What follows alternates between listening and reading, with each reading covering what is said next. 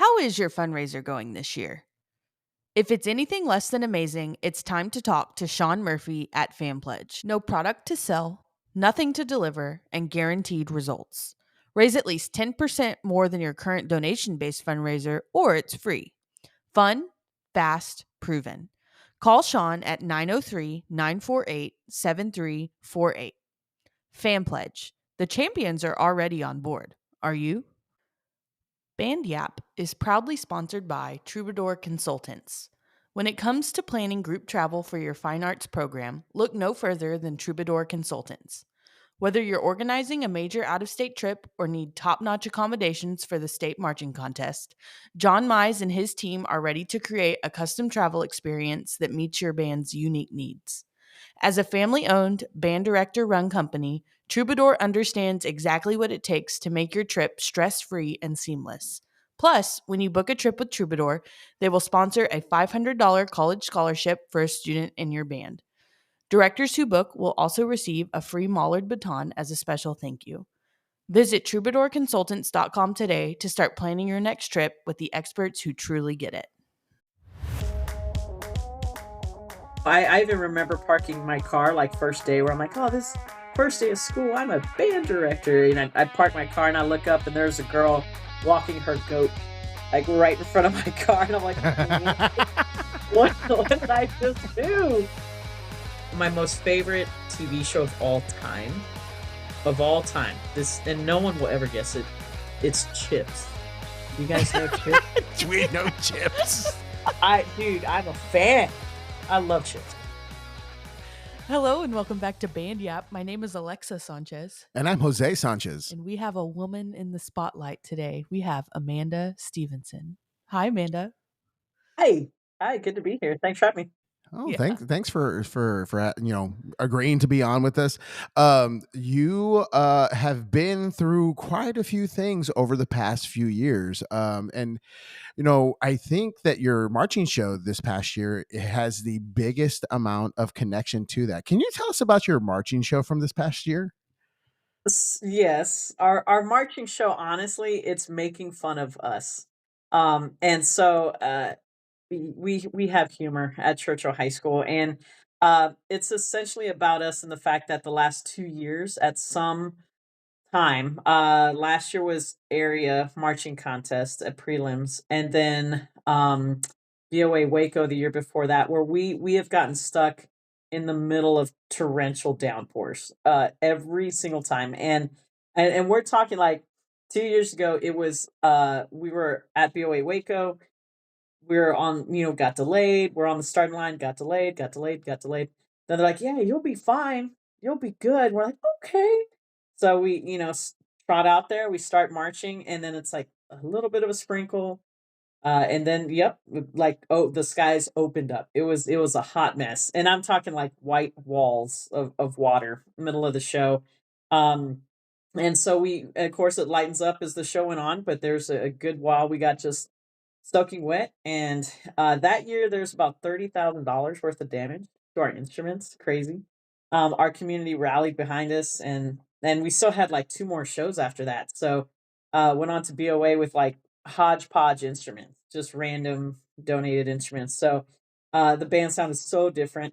Got some repairs done, got all that, and then we come back next year. Area, we're okay. Starting line, it was great. Get on the field, instantly starts pouring. No one says anything, and I'm like, we're just gonna leave. So I kick the kids off the field, and then we're like the only band that got rained on. So and so after a while, I was like, you know what, this would be a good show. So let's do that. So yeah, the show was When It Rained, about us, and it's hilarious. So it's just tongue in cheek kind of humor. But yeah, it was great. Well, I mean, how was that received by your kids? Like knowing that it was like a tongue in cheek type of thing, and like that. Honestly, that's really creative and like leaning into the situation. How did the kids take that? They thought it was hilarious, and honestly, like we do like these surveys at the end of like a marching season, and we always ask, what would you want to do as a marching show if you had your way? What songs? What get creative with it.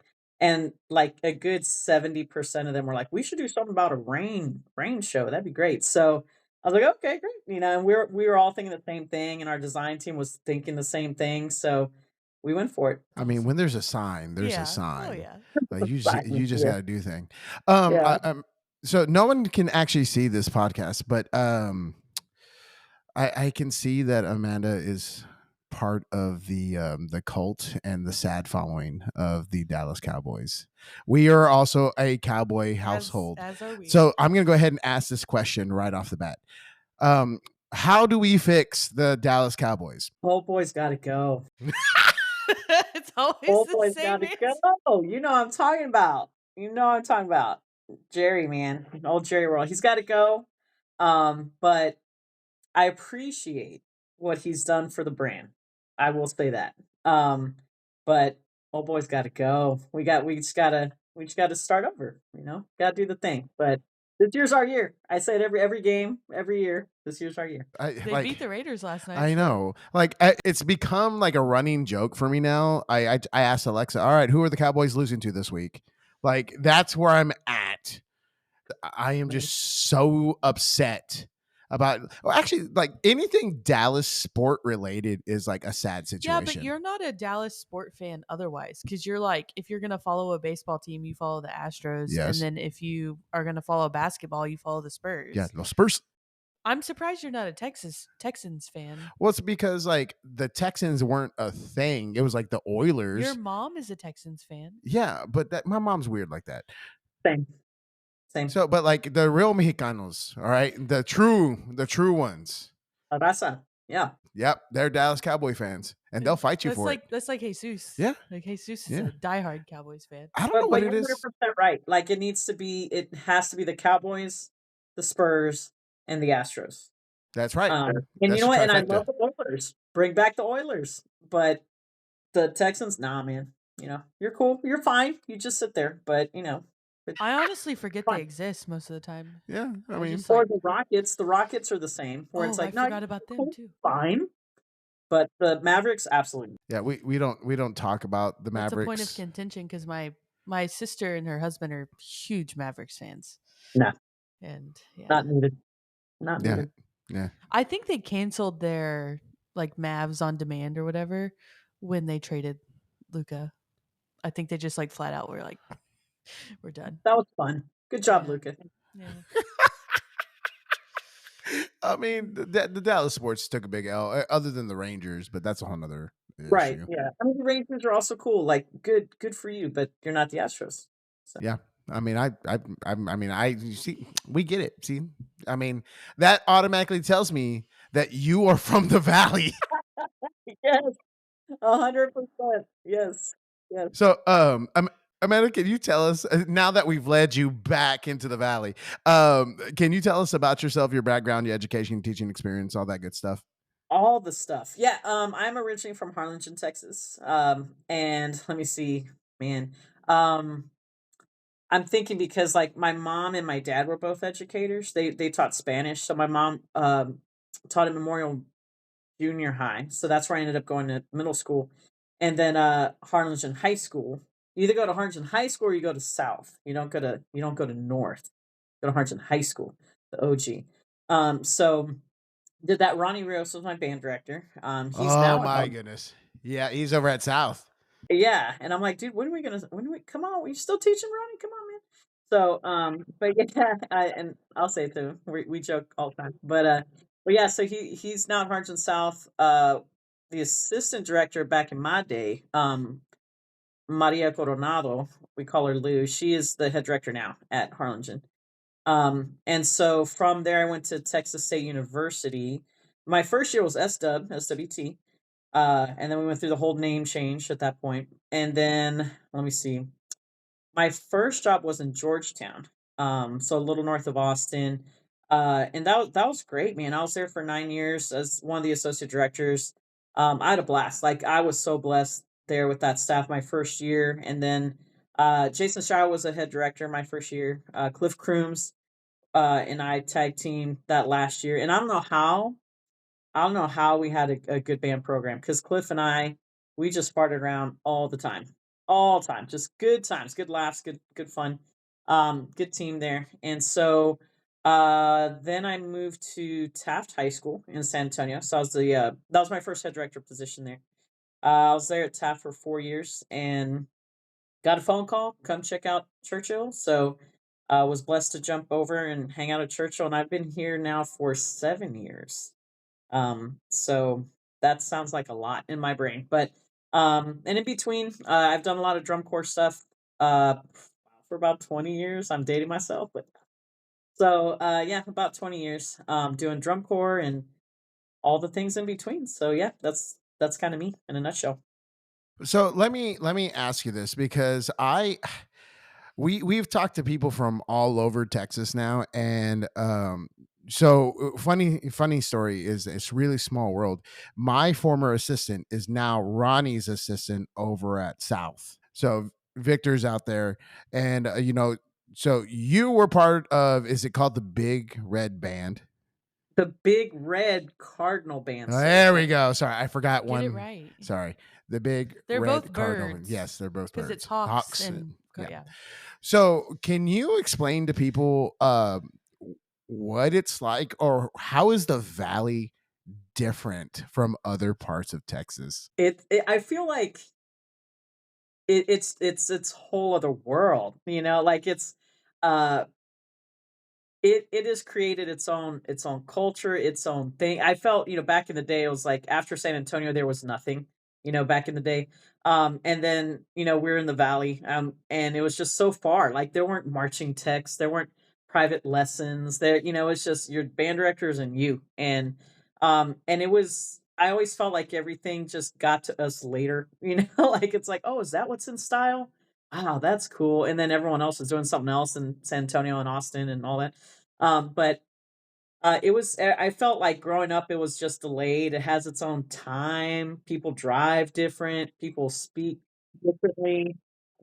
It's its own thing. Like I love it though. Like I'm all about like, man, I want to go retire. Back in the valley. It's its own pace. I'll tell you. But now, I mean, times have changed so much. Like those kids are rocking, man. There's great teaching happening there. There's great kiddos. And back in the day, like we could get yelled at and then be, yes, sir, I'm sorry, sir. That's my fault. I will fix it. I will come right back. And the next day I'll get yelled at again. That's my fault. Thank you, sir.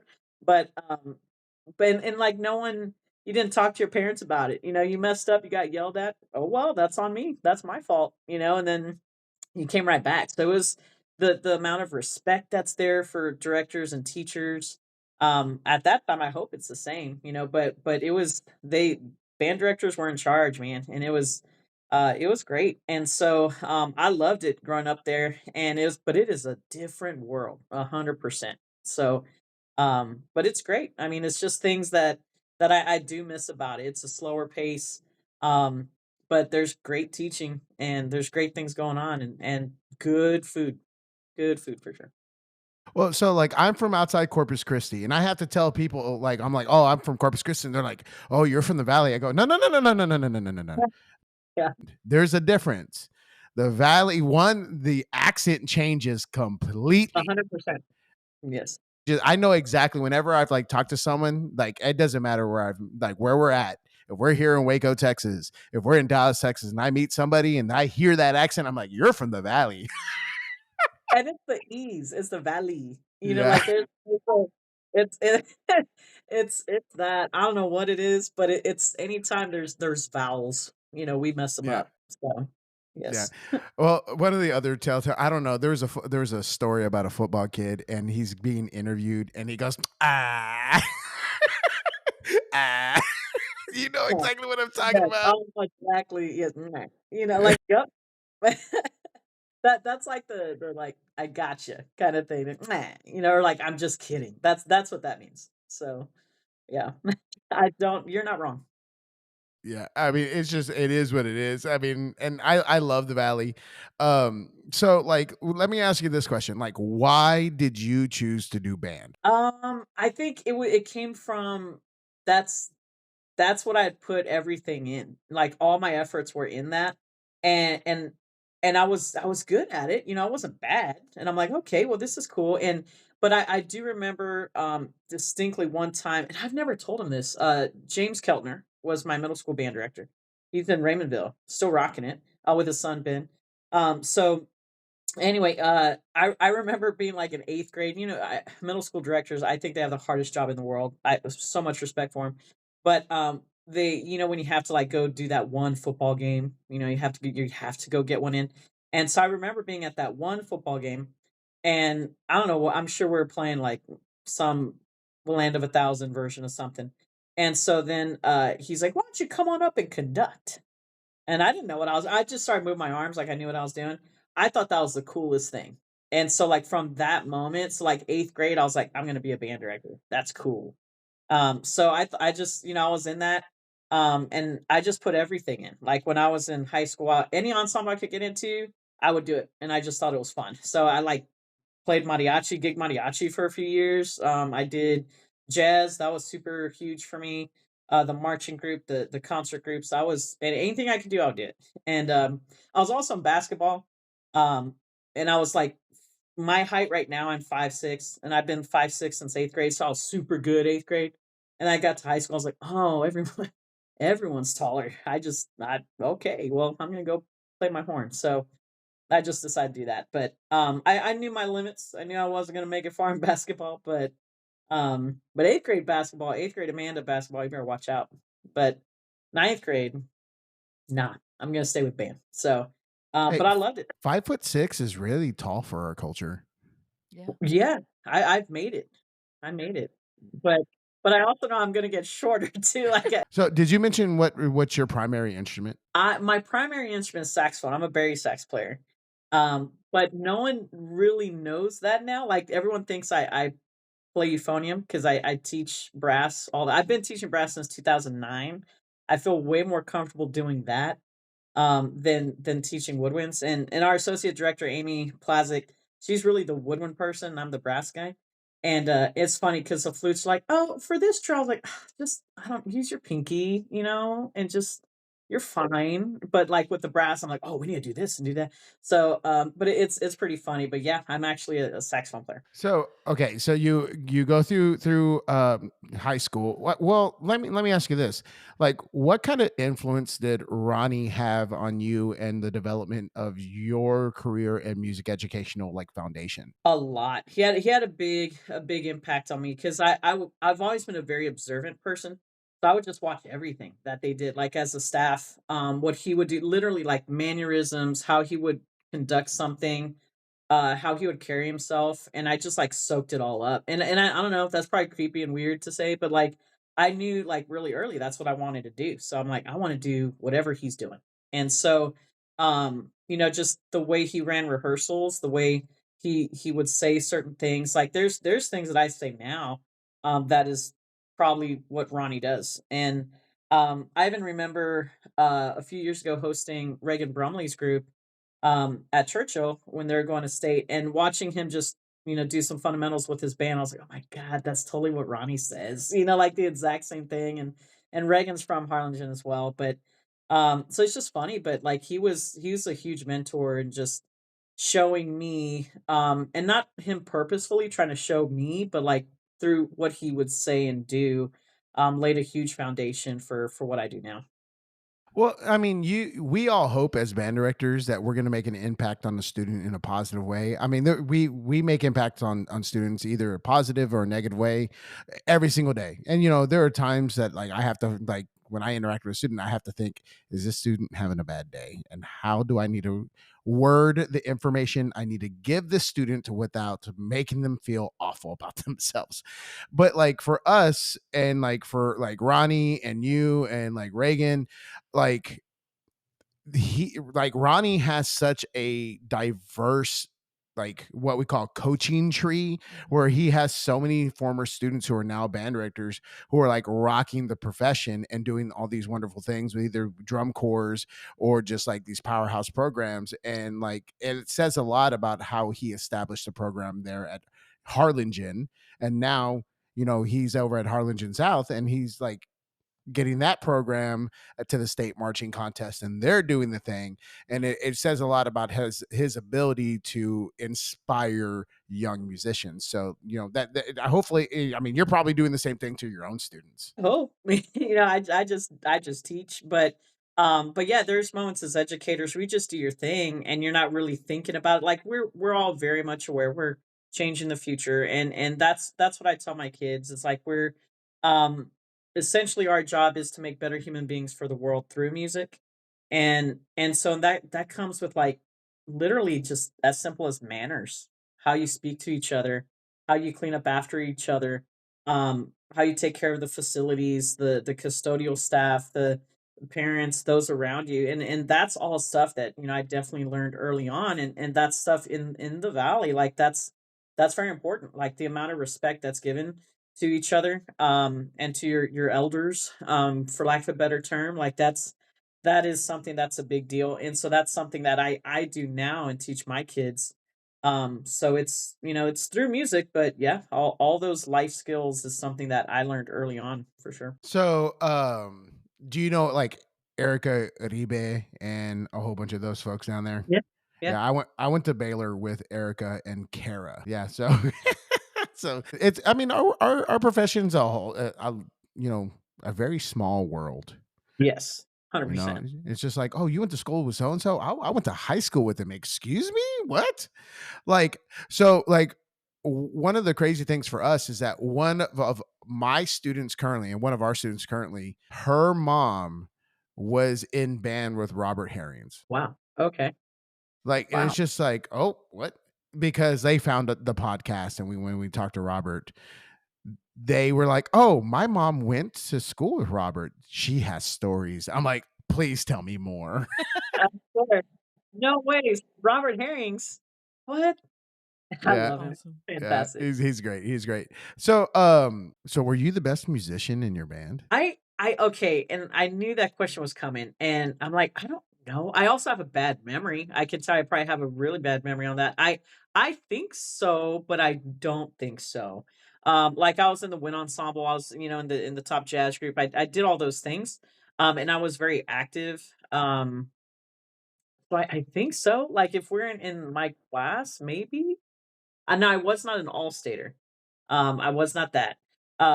And that's the story I tell my kids now because I didn't really try, and I don't know if Ronnie's gonna hear this, but I apologize. I didn't try, and I feel bad because, like, I wish, like, now because I knew that I would try to do whatever to get out of it, and it was really because I was, like, shy, like, I didn't like attention on me, and so I didn't want people to, like, watch me play my instrument, so that kinda freaked me out, so that's why I would do whatever to get out of it, but, like, my senior year, I guess it was like, I guess I'll kinda try," and I kinda practiced, and I know, like, in jazz, I ended up, like, 13th or 14th or 12th, something right there in the state, and I'm like, "Oh, man, if I'd, like, actually tried, I probably could have been an all-stater," but I just never did, so, I push my kids now because of me trying to get out of things, but yeah, I don't know. I don't know if that answers the question. I'll say yes and no. We'll do that. Yeah. Well, I mean, how many times do you see a student who has like that potential and you tell them, "Hey, you need to be practiced because like you could be really really good." And they're like, and then they don't practice. They find a Yeah, way not to practice. It's just like, "What are you doing? Like go practice. Go How are you becoming better today?" right. Yeah. I feel like I'm one of those Uncle Sam like posters consistently. Uncle Like, Sam. we need you. It's like a consistent, like, how are you better today? Like, I feel like I'm a walking slogan at this point. Yep. 100%. Yes. Yes. My goodness, I hate I do not disagree with you. I was just that kid. I was like, "I don't know, I'm gonna get out of this," but I loved being in all the ensembles, and I was good like, great ensemble player, but I just didn't want people to hear me individually, so, I don't know. I apologize, Ronnie. I'm sorry. I could be better. So, how did you decide on Southwest Texas? Messed up. My I'd known of it because, like, my tia went there, my aunt, for those that aren't Oh no, you don't have to. You don't have to apologize. You can keep it real. my aunt, and so, uh but she had gone there. I had visited the campus because of a drum major camp that I had gone to, the old George Parks drum major camp. So I'd gone there and I just thought it was a great school. And again, like nowadays, all my kids take like I have a college day. They just leave school, and again, in the valley, every college was like at least 4 hours away. Something crazy. So we're like, we didn't have college days. You just like, I heard about that one. Let me try for that. So I'd gone to UNT for a jazz camp. And that was crazy to me because it was so like jazz all the time. And I would do like 8 hours of practice on top of the camp. And because I just had to, like, "Oh, man, I got to keep up with these cats."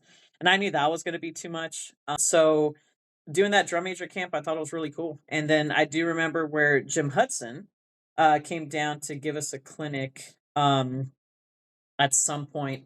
Uh, and I've met him there at Harlingen, and so we started talking for a little bit, and then we started talking. So then that's made that connection there, and then did the applications, got in, and that's where I wanted to be for sure. I mean, that school's put out some really, really great music educators, like fantastic. I mean, we've talked about it. What Jeremy Spicer went through there. Who else? Mike Mike Howard. Howard. Nobody big. Manny has gone through there. Maldonado. No, none of these guys really did much. Yeah, who are these guys? Who are these people? And so you go there, and you get into the teaching profession, and you said your first job was in Georgetown. Town. Yeah, and well, and it was again, you mentioned it earlier, like how small the music world is, but at Tech State they had a marching techniques class, and so they would have different directors from around the area come in and teach that class.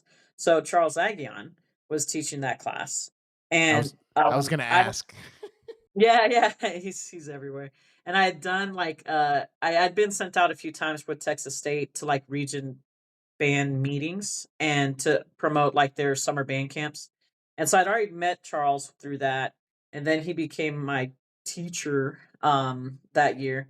And so we had built that connection, and I knew that they were opening a position at Georgetown, a new assistant position. Uh and so we got to talking, and that's how I got that job, was through that connection. Yeah, he's done all sorts of things. So, how long did you stay over at Georgetown? I was there for 9 years, and then during that time, there was a ninth grade, like, annex my first year. So it was at Georgetown High School, was just another portion of the school, was just ninth graders. Then, it developed into a ninth grade campus, which was off-site across town. So we would go back and forth as a staff, like, teaching there, teaching at the high school, teaching there. And then eventually that became Eastview High School. And so one director stayed there permanently from the Georgetown staff, and then they hired a percussion director, and then we had our own staff. So it was eventually just kind of split off. But yes, I was there for 9 years, and man, that first year was great. Like, I just had great experiences. People that would not let me fail, and that were really invested in me, and true, like, mentors, and it was awesome. I mean, like I said, I was very blessed to be in that position. And what was unique is at the band hall, there's fantastic facilities at Georgetown, and connected to the band hall was the fine arts director's office. So Charles was the fine arts director. He had officially moved into that position my first year. Jason Shia was the head director. Um, and so we had like Kevin Rabin, Paul Pape, and myself. So then that's when everything was finally settled with Charles being the fine arts director. Um, so yeah, I mean, it was just great times that we had there. I learned a lot. Um, being so close to like so many fantastic programs. I mean, you could throw a stone and you'd hit great programs right there next to Cedar Park, the Leander ISD groups, um, all that area. So it was a great place to be. Yeah. I mean, Georgetown is such like a kind of like a historic program and just like a historic community. And so like for you to really like quote unquote cut your teeth on like that program, I mean, I can't even imagine like the exponential amount of growth as an educator that you probably had being surrounded by one master teachers and then two having like these like resources around you at all. Like, hey, you know what? I'm not good at this. I'm gonna go hop over to Leander because I know they're really good at that. Because like I mean, stop me if I'm wrong. Be the way the valley is set up, it's not easy to get to other schools in other towns without like it being a whole entire situation. Right. I mean, you're driving for a little bit. Like at right now, like I think so. Yeah. So right now, there's just still Harlingen High School, Harlingen South, and then if you need to go drive somewhere, that's at least a 20-30 minute drive. Just to watch and go observe someone else that's not in your cluster. So with Georgetown, I mean, the same time you could those schools are all right next to each other, very close to each other. So there was always someone there to ask questions, to bounce ideas off of, and everyone was very close. And there was no like, I'm not gonna tell you my secrets. It was everyone was like, yeah, man, what can I do to help? So it was just like you said, it was a great place to start for sure. And you're correct, Georgetown has a huge history, forever and ever. So um, it was great. Now it was different. It was very different for me um, because it was like very far north for me. I was like, whoa, Georgetown, that's up there. And again, it's Central Texas, but I thought it was far away. And but no, I even remember parking my car like first day where I'm like, oh, this first day of school, I'm a band director. And I park my car and I look up and there's a girl walking her goat like right in front of my car. And I'm like, what did I just do? So it was different. It was different, but it was good. Yeah. Well, and I can relate to you in that way a lot because like the Hispanic community and the Hispanic culture is just different. And I had to learn a few things, and because I have to always warn my friends that grew up in like Central Texas when my family comes over. I'm Oh like, yeah. Hey, like, just FYI, my mother's probably gonna kiss you and hug you right off the bat. Yep. Like, that's just what's 100%. gonna happen. Like, be prepared." And they're like, "Oh, okay." I'm like, "Okay." And then I want you to realize that the volume level of this facility is gonna go up probably about 10 decibels. Like, just understand that. Oh no, it can't. 10. Yeah, no, sorry, maybe more. Quite a bit. It's gonna the vibe and the energy is gonna change, and they're like, "Oh, okay," and then like they just kind of brush it off. They're like, "Oh yeah, no problem," and then the family shows up, and it's forget it. They're like, "You didn't warn me fully." I go, "No, no, no, no, no, no. I warned you fully." You were warned. Yeah. This is now your fault. 100%. And it's you're not wrong. You're not wrong. And by the time everyone finally shows up, everyone comes in, like 2 hours late and they're the early guys. So yeah, you're not wrong. Well, and like for me, just because like of the way I grew up, my dad was a farmer, so we were a little rough. Um, Golly, they would just tell you how it was. Yeah. Oh Like, yeah. God, Truth was given. like I don't know what it was. I guess like for me growing up, like my dad would walk in or something, like one of my uncles, "Hey, ugly, get up." Like that was the first thing you heard in the morning. It's like, "Hey, ugly." You Right, know, yeah. Hey, viejo, like, yeah, oh, yeah. exactly. Like my nickname growing up was gordo. Well, oh, yeah. Everyone's was gordo. Yeah, that you knew someone or Yeah. flaco was the other guy, you know? Yeah. Yep. There's a guy I grew up with that he was older, but he was sapo because Mhm. his eyes bugged out a little bit. Oh, wow, that's messed up, but But like that's also like I guess that's like one of the other differences is that like the gloves were already off. Like when your nickname is like stuff that's almost like almost derogatory.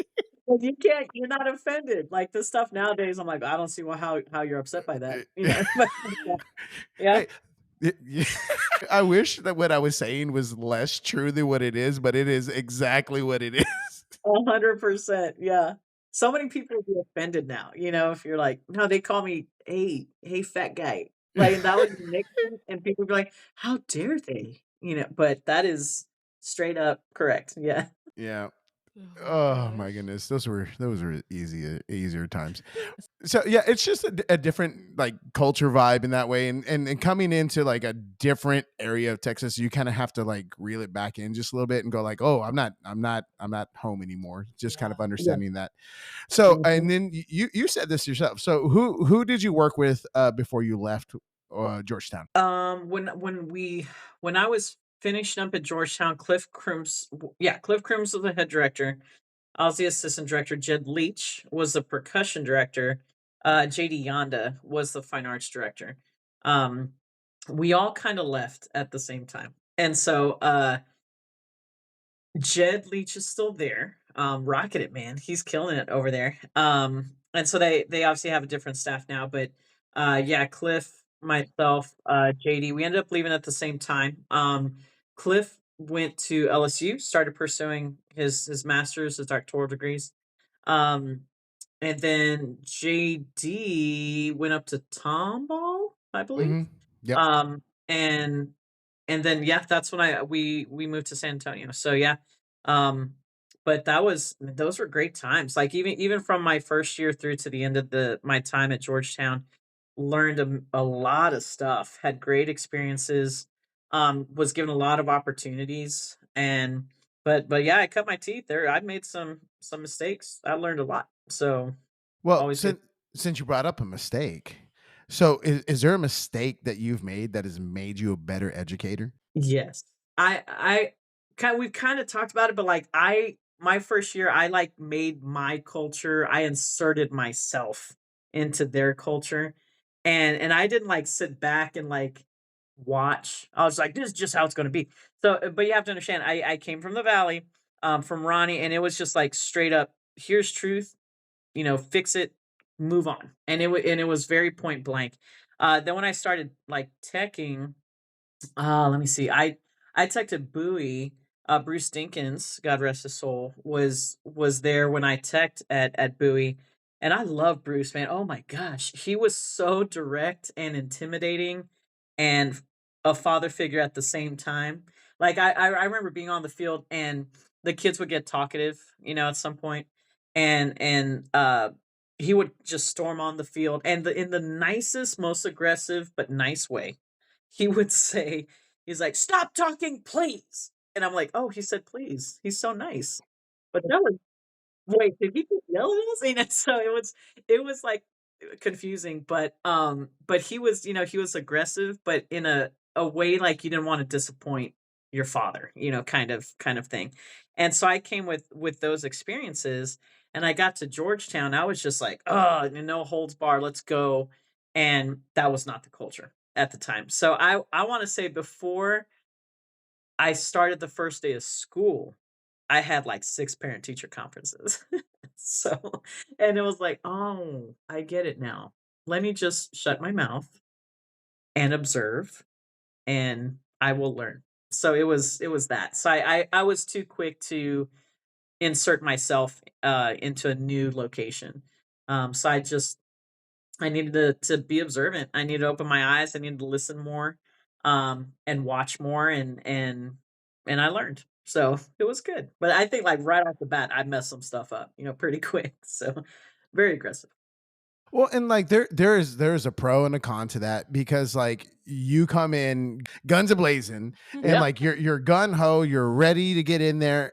I would take that over somebody who is in the job just to have the job. Like apathetic. Yes. Right. There's a Yeah. different vibe. And That is true. I totally get where you're coming from because I I'm gonna tell the story.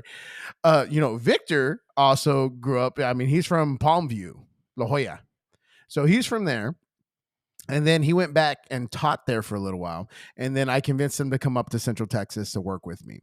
And I think within the first 2 weeks, he said something real snippy or very just like sarcastic to a student, and this student's father showed up on the lot, and he said, "If he wants to get silly, we can get silly out here." I was like, "Oh!" So I had to defuse the situation, and so like I was like, "Victor, we got to pick our battles, man. We got to pick our battles." Yeah. you're, Yeah. about, you're about to get Don't fuck on a up. Yep. get in a fight on the practice lot, man. You've been here for Yep. 3 weeks. That's right. Show these kids how to grow up right now. Yep. So after Georgetown, where did you go? After Georgetown, I went to Taft High School, in San Antonio. and that was my first head director position, and was there for 4 years. I worked with Greg Mills, who's now the head director there, and then Rick Astorga was a percussion guy there, who now works with me at Churchill. So brought him over, and those were just great times. Like it was the first time of like figuring out how to run a program, what steps to take with that, how to approach it, how not to approach it. So definitely learned a lot doing that. So I was there for 4 years. 4 years, and then you became the head director over at Churchill. Yes, sir. Go And Chargers. well, and like Churchill is like another historic program. So like, how has it been like taking over that program with everything that's come along with that lineage? Yeah, you're not wrong. Like powerhouse program, man, since 1966. So it's there's a lot of incredible history there. Just straight up excellence from that program. It was very intimidating to be quite honest. And um, but I mean, I started there in 2019, 2020. That was the year COVID happened, and so coming in like as a new director, like it's now just to be expected. You're the new guy, so you're gonna have just those natural issues of not being the last guy, and you're the new guy. And then on top of that, as you mentioned, there's decades of history at Churchill. So then there's a lot of people, decades worth of people that want to tell you how Churchill was and what they expect and what the traditions are and how I should do it. There's a lot of that.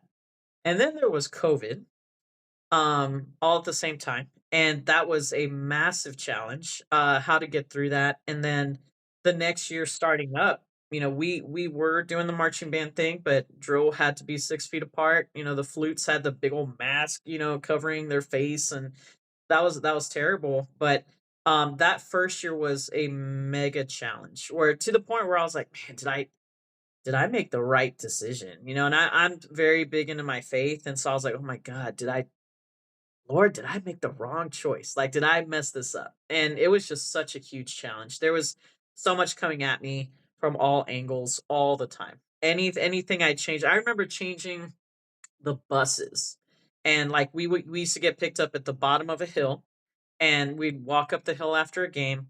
And I remember a mom tripping and like falling, and it was dark, and she had hurt her knee. And I was like, oh my gosh. So the next game, I moved the buses to the band lot, which is a flat surface going from the parking lot directly into the band hall. And then I had parents that chewed me out because it was a tradition where the buses were parked.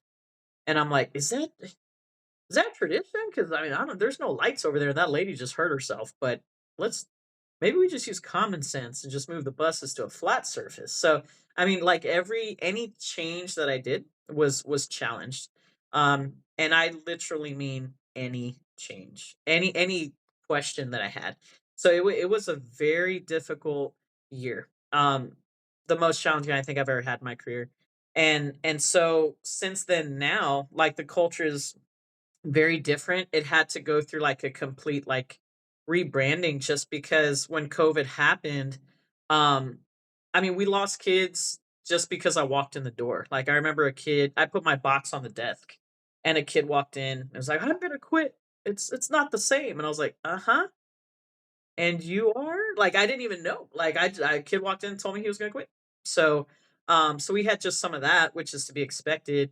And then on top of COVID, our band program got very small for a while. And then it's just been rebuilding and rebuilding and rebuilding and retention. Our retention's really high, and it's just getting those kids in the door, and they love it. If they're there, they're gonna love it. So just rebuilding that program. But now it's a fantastic culture. Those who are with us, they love it. The parents are fantastic. Great support from our admin. The staff is amazing. So it's truly blessed right now for sure. So, and I mean, anytime you take over a program, it's a little rough, but the obstacles that you face with like one taking over a historic program like that, Mhm. then dealing with COVID, I can't even imagine some of the things that you like really dealt with.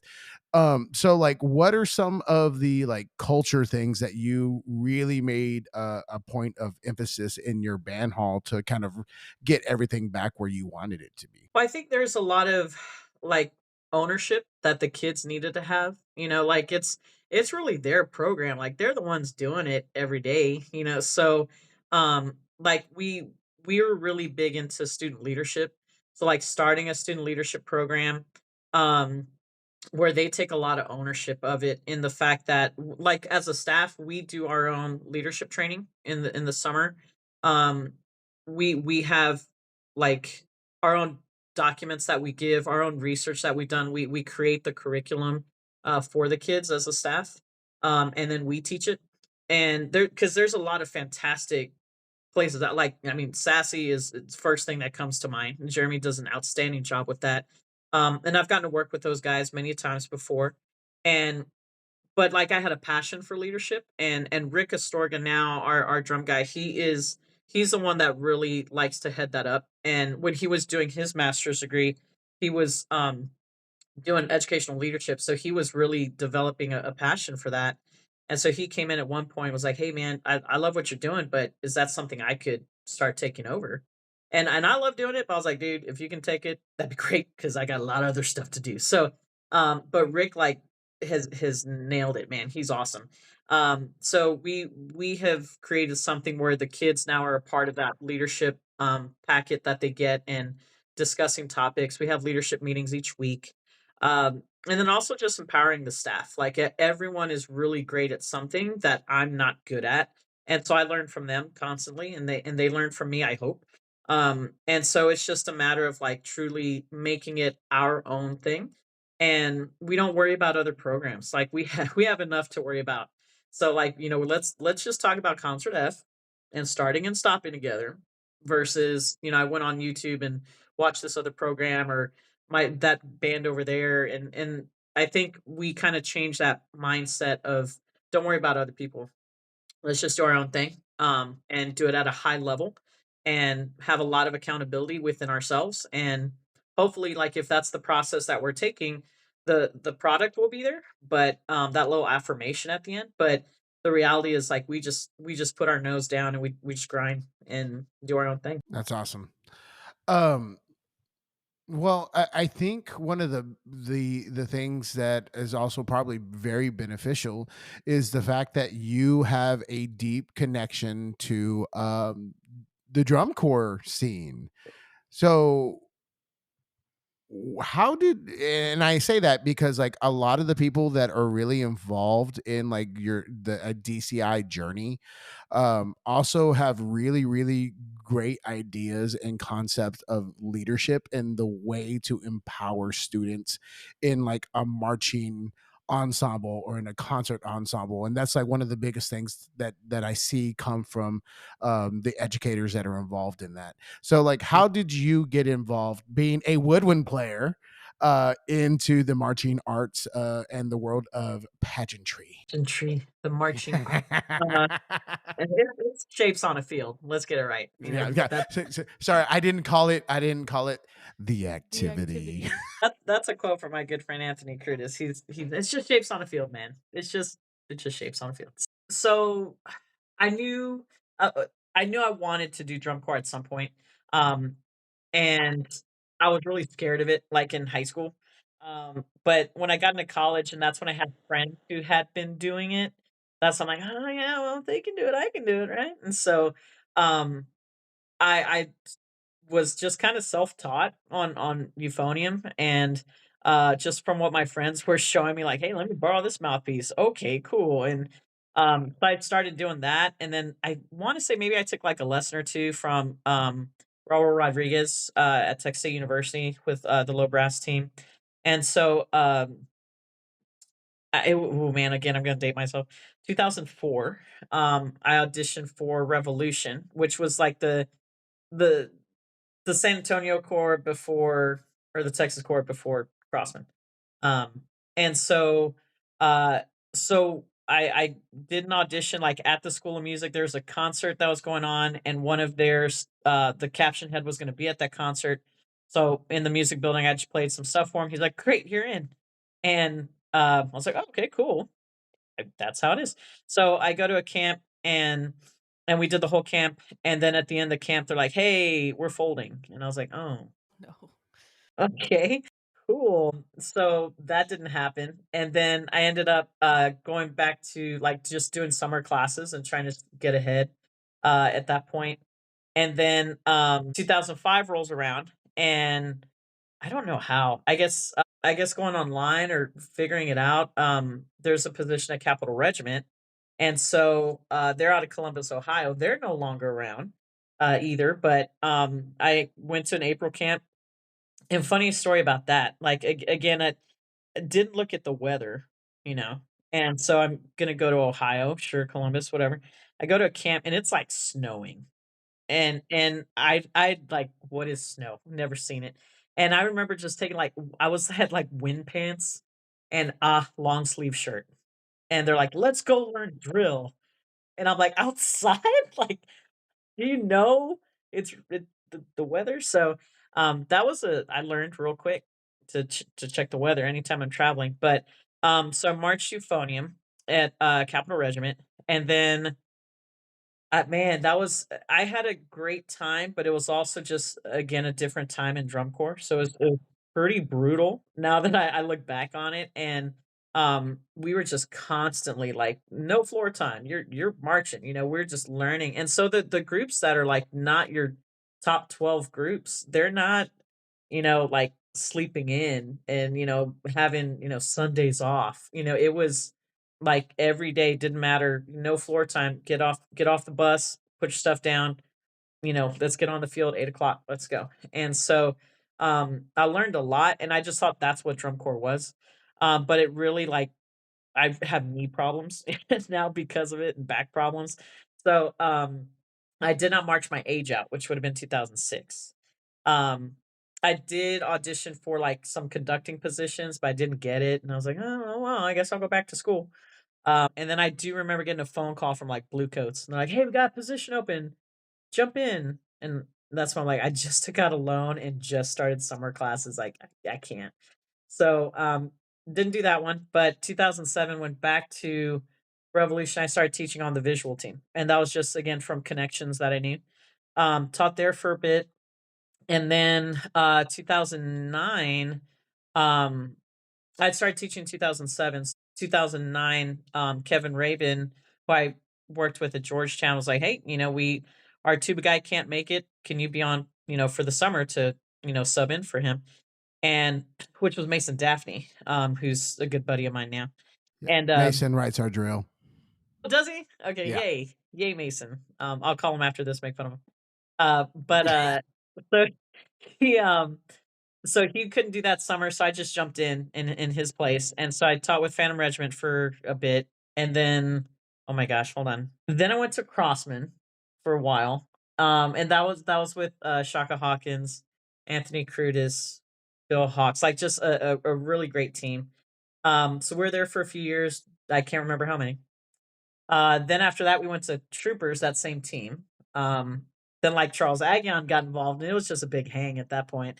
So then we're all at Troopers for a bit, and then we weren't, and then I think Donnie Van Doren had given my name to Rick Brown, and Brian at the Mandarins. And so I do recall, like, I got a random text like, "Hey, this is Brian Warfield.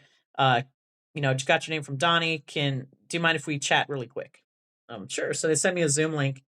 So we're talking, but after a while, like, I just got out of the shower, I looked disheveled, just I was a hot mess. And then after a while, I'm like, "Oh my god, guys, is this an interview?" And they're like, "Well, yeah, what'd you think?" And I was like, "Oh, well, I wouldn't have shown up like this if I'd known it was an interview." So anyway, they're like, "No, you're just so genuine and you seem great, blah de blah." So, then I was with Mandarins for, the last 4 years. And so this summer they're gonna be inactive. So, in between that, I've done just some consulting, for Blue Knights and, um, Genesis, and we'll see. So we'll see what happens this summer. If I'm doing anything, I think, but I'm not sure if I'm doing stuff. But yeah, so that's kind of been the journey. That's cool. So, like, what would you say have been the biggest benefits to being a part of the DCI world and culture? It has definitely like allowed me to just learn from master teachers, like just educators. Like my current band students are better from things that I've learned from other people and how to teach brass, how to approach it. Um, like what pedagogical problems that kids could have that I can manage and help with. So it's definitely like taught me a lot to pass on to my kids. It's also taught me like ways of just multitasking, how to make the best out of poor situations because something's always going to happen, right? Someone's bus is going to break down. Someone's site fell through. Um, Something's going to happen. So when those things happen, how do we react as educators to that? So it's taught me a lot for sure, and it's just there's so many things that I like going to like visual blocks and like just watching other people teach, and I'm like, oh man, I could say that to my kids or do that with my kids. So just uh, there's a ton of educational stuff that I've been able to steal. Yeah. I I wish I could have done some type of drum corps thing, but I was too poor, and I was like, I'd pay rent or go do drum corps. You Don't know, pay rent, easy. yeah.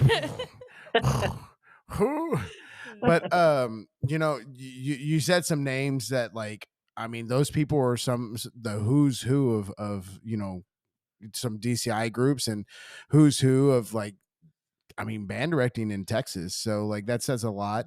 Mhm. Um, I man, I love watching drum corps so much, especially like Yeah, this summer was like the first summer that we really, really, really got invested, and it was a fantastic set of shows. Like, honestly, the Mandarins show this year was probably one of my favorite Yeah. shows.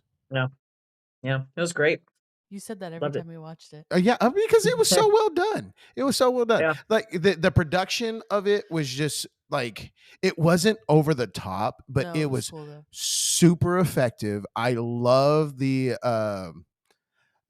color scheme, and Mhm. because it wasn't overly complicated, it was very, very simple, but the tubes and how it related to the actual concept was just like, this is so simple, Yeah.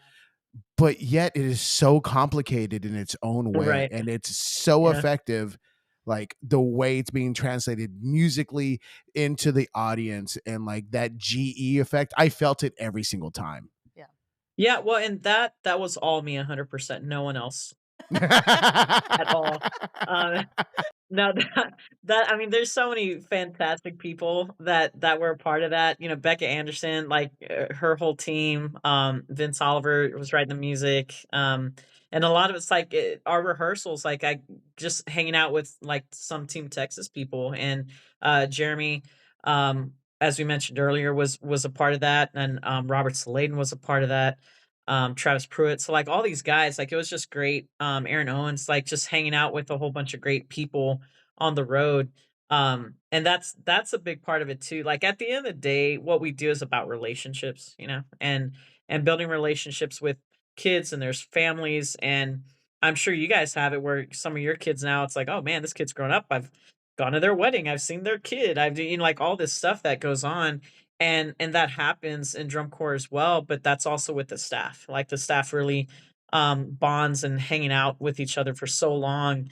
Um and in tight quarters, like, okay, here's a bus. You're gonna live here forever. So you tend to just pick up on people's habits and what they like and what they don't like and good conversation. So it's always a positive. I've always enjoyed doing it. That's what you call trauma bonding. Yeah. Oh yeah. Oh no, there's stories for sure. Yeah. Yeah. The bus situation is whew, but Man, I can't even imagine like the AC breaking in on a charter bus and you're having to haul like that. No, no, ma'am, Yeah. no, I'll give you a ma'am. short story, which was one I don't know, a couple summers ago. The AC went out on the staff bus and we were in Arizona. and I think we're like in Phoenix, and like it was 113 like in the shade. And so like we're on the bus just like dying. I was like, "Oh Lord, take me now." Like I'm okay if this is it. I'm good. And then where I started getting irritated was like everyone's just quiet, just we're just trying to get to the show site. Everyone's just quiet. We're aggravated. But then like you open the door to the bus and it's the same temperature out, and I was like, "Oh, no." And then, like, I went to the restroom at the stadium, and it's just hot, there's no AC, the toilet seat, hot, the water, hot, coming from the sink. I sat down because I was so upset on a bench, a hot bench, and it was, like, 9 at night, and I was like, "Ah," like, everything was hot, and so I learned that Arizona is a horrible place, is what I learned, That's what but Shaka said. Yeah, it's Shaka. bad. He mentioned something about like, He said Arizona tour. yeah, He's he's not like, doing it don't again. ever invite me back to the Arizona tour. It's bad. We also stopped at a Starbucks just to like get some AC, and like to open the door, they had a pool noodle wrapped around the outside of the handle. So you can grab the pool noodle and open it because that's how much death is in Arizona. So yeah, it was bad. There's a few states that I just like. I never want to really live in. That's one of No, them. Arizona's one of yeah, them. I think yeah. outside, like, there's Tucson and Phoenix, and I think that's it. Because, but there's like, yeah, Well, Scottsdale and Scottsdale, yeah, like Sedona. it's Flagstaff there. Yes. I mean, No, but that's that's, Scottsdale is basically Phoenix. yeah. So So like, New yeah, Mexico's not another needed. place. And Not needed. No, like I never want to live Or anywhere. like, what's in Delaware? Like, not what much. is that? Not much. Not needed. Yeah. So I think you can erase them. Like you can just go and like scratch out some lines and I think that's a good Yeah. idea. How do you feel about the Dakotas? you know. Now here's the I am a Texan.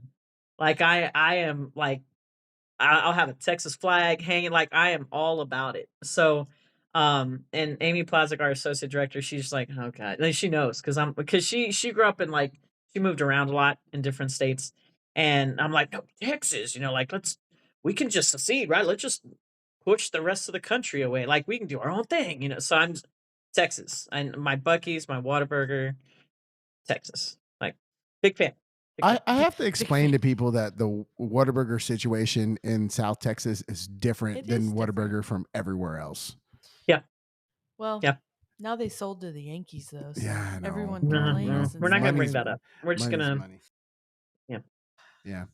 Okay, let me ask you a question. Pour one out. How were you how were you when, Coach Pop just like hung it up? That was hard. I think it's still hard, just and I find myself like the other night at the game when we were down by like a couple points. I was like, "Come on, Pop. Go talk to him, Pop." And I'm like, "Wait a minute." So but I think I've decided that moment I decided I'm just going to keep saying Pop. It's kind of like I'm a nerd. I love The Price is Right. I have a life goal of like being on The Price is Right. And even now, even I'm still like $1 Bob, and it's there's no Bob Barker, but Yeah. it's $1 Bob. So it's the same thing. Like, come on, Pop. But This the Is the Pat Jack Spurs. still on? No, Jose, it's Ryan Seacrest. Oh no. Yeah, you didn't know that? wait Oh for The Price is Right.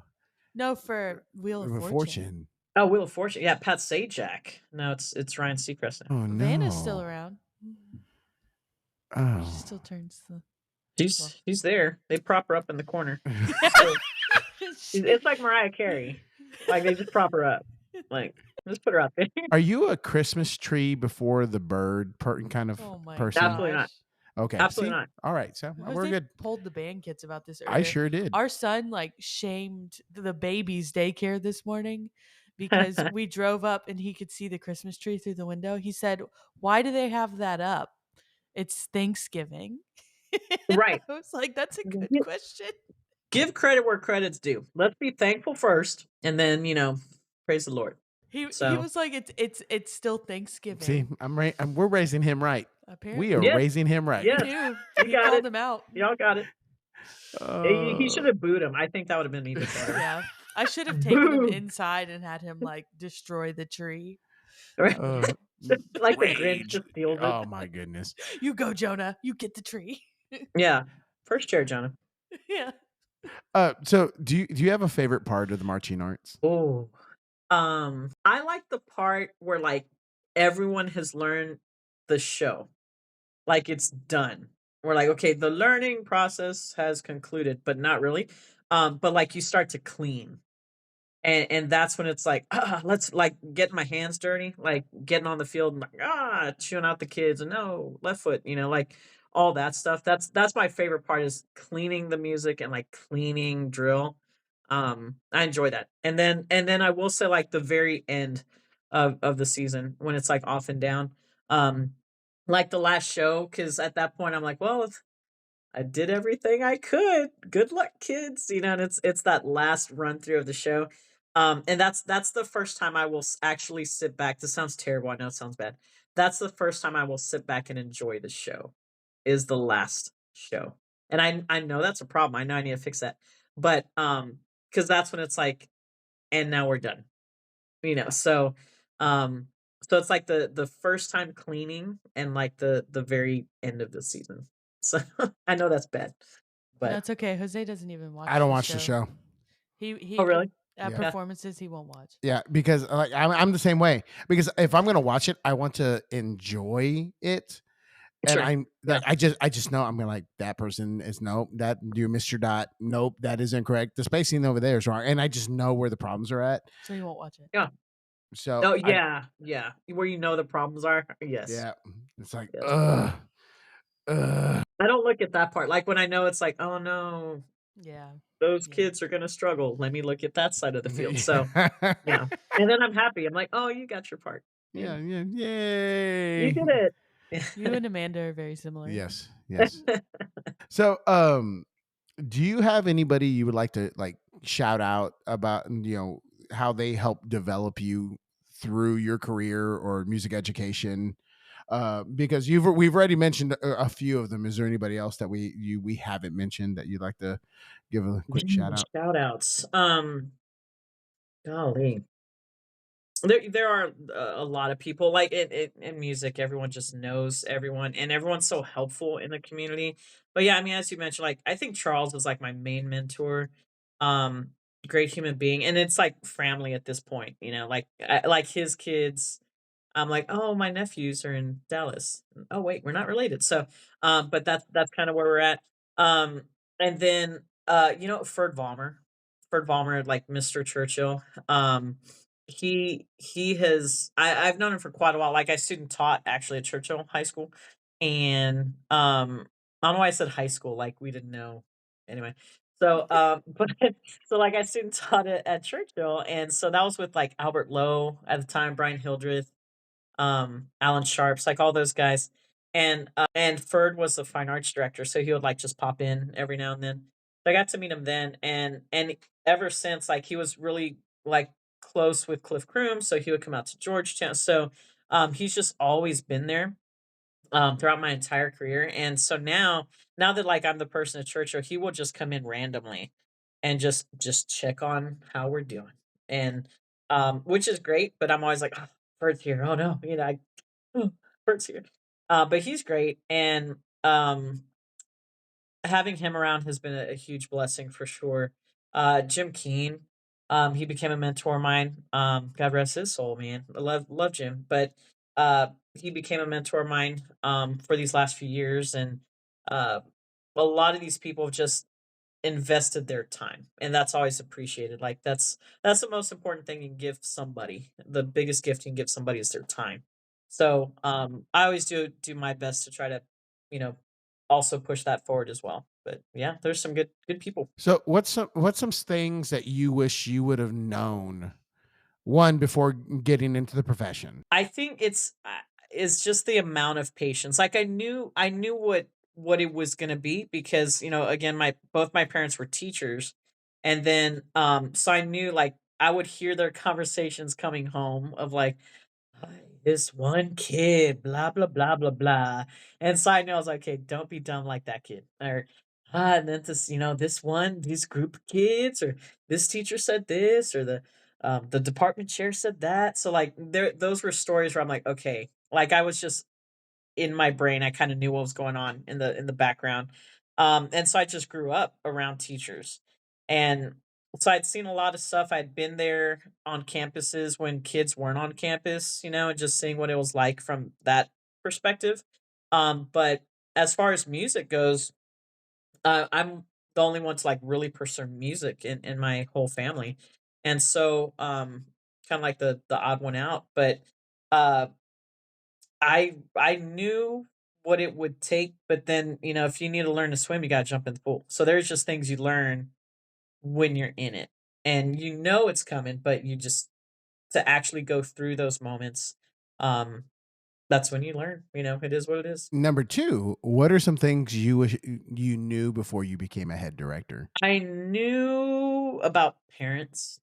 I knew about kids that were like they're too cool, like I knew about those things.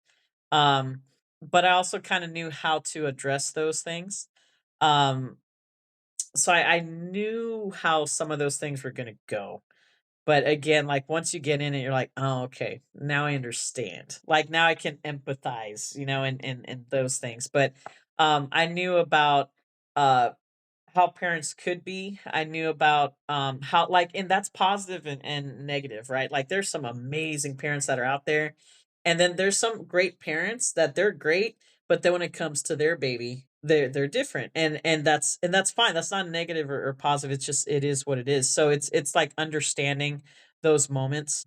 So I knew those things would come up. I knew some kids would be too cool for school. I knew some kids would be struggling. I knew some kids were going to do that, but all of that to say how you go through it and how you assist those kids, how you reach those kids and how you reach those parents, that has to be learned in the moment. So, is there any like advice you would give like a brand new band director has never stood a foot in the classroom setting?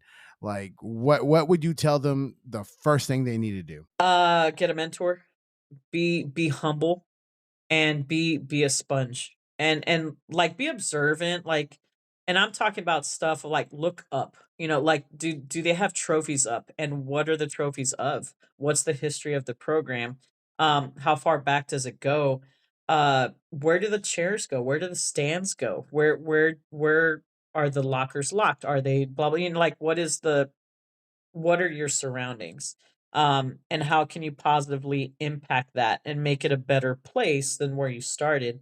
So and that goes back to like learning from others and being humble of like I need to learn, I need to, you know really be observant. What do I how can I serve the program, how can I serve the staff, the administration. So I think it's just be patient, get a mentor, someone you can just quickly call and ask questions, email, text, just to make your kids successful. Because that's really what we're here for. It's all about kids. So, um, if you're in it to win X, Y, and Z, you're in it for the wrong reason.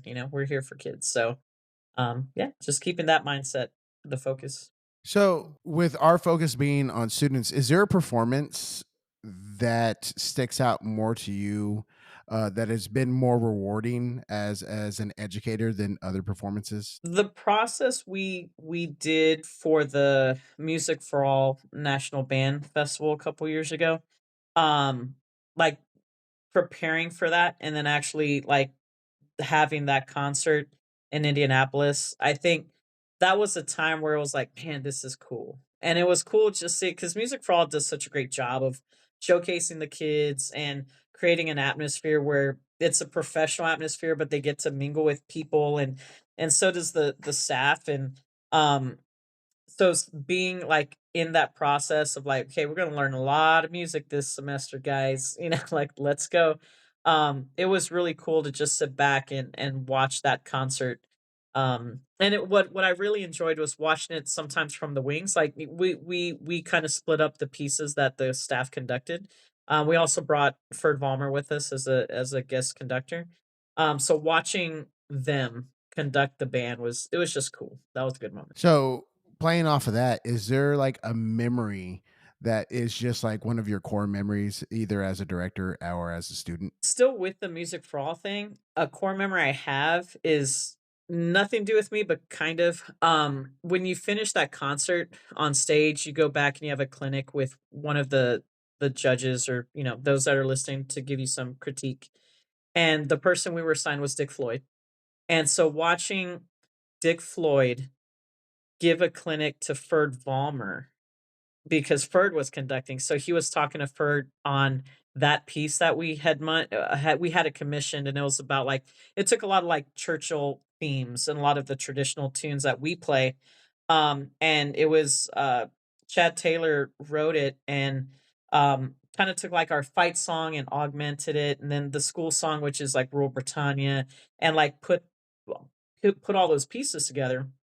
Ferd was conducting it, but watching Dick Floyd clinic Ferd conducting my students was like super cool. Like I was like, wow, look, Ferd's getting notes. That's cool. Make How sure does you it get that feel? cutoff, sir. Yeah.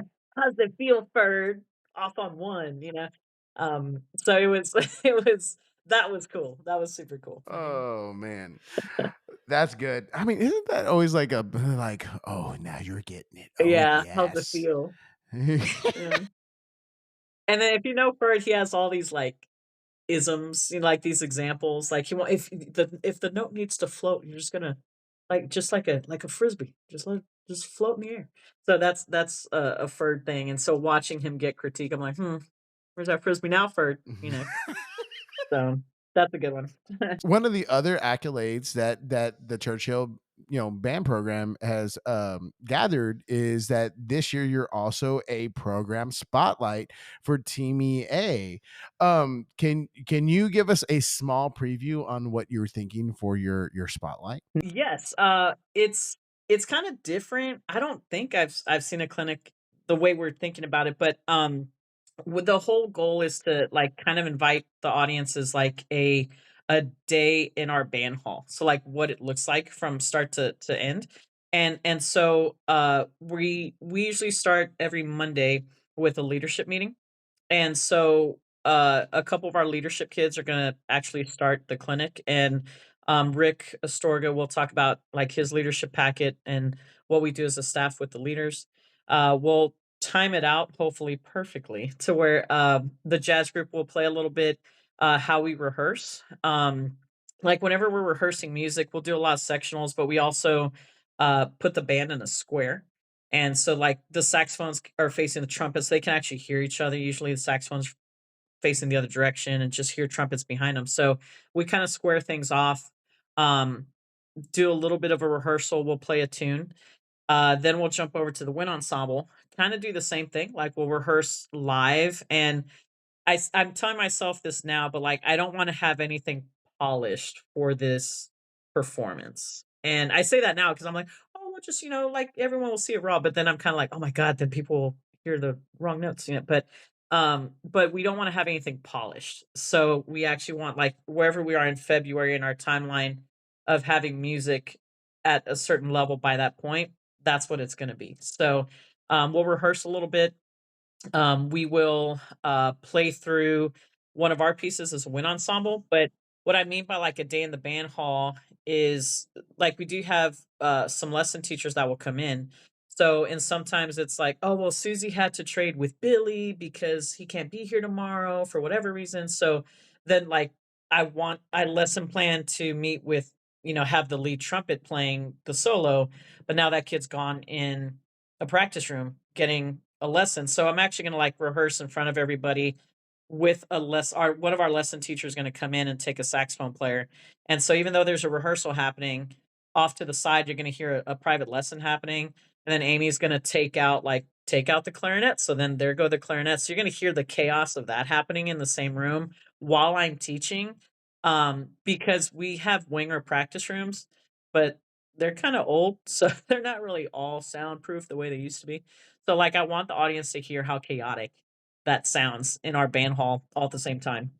Then we'll put it back together. We'll play through a piece, and then as the audience is walking out, the plan is to have our little steel band, just playing them out. So the goal is to actually like your kiddos can be well rounded. They can be in jazz, they can be in the steel band, they can be in the marching band, they can be in the concert ensembles, and get a lot out of that, like a well rounded education.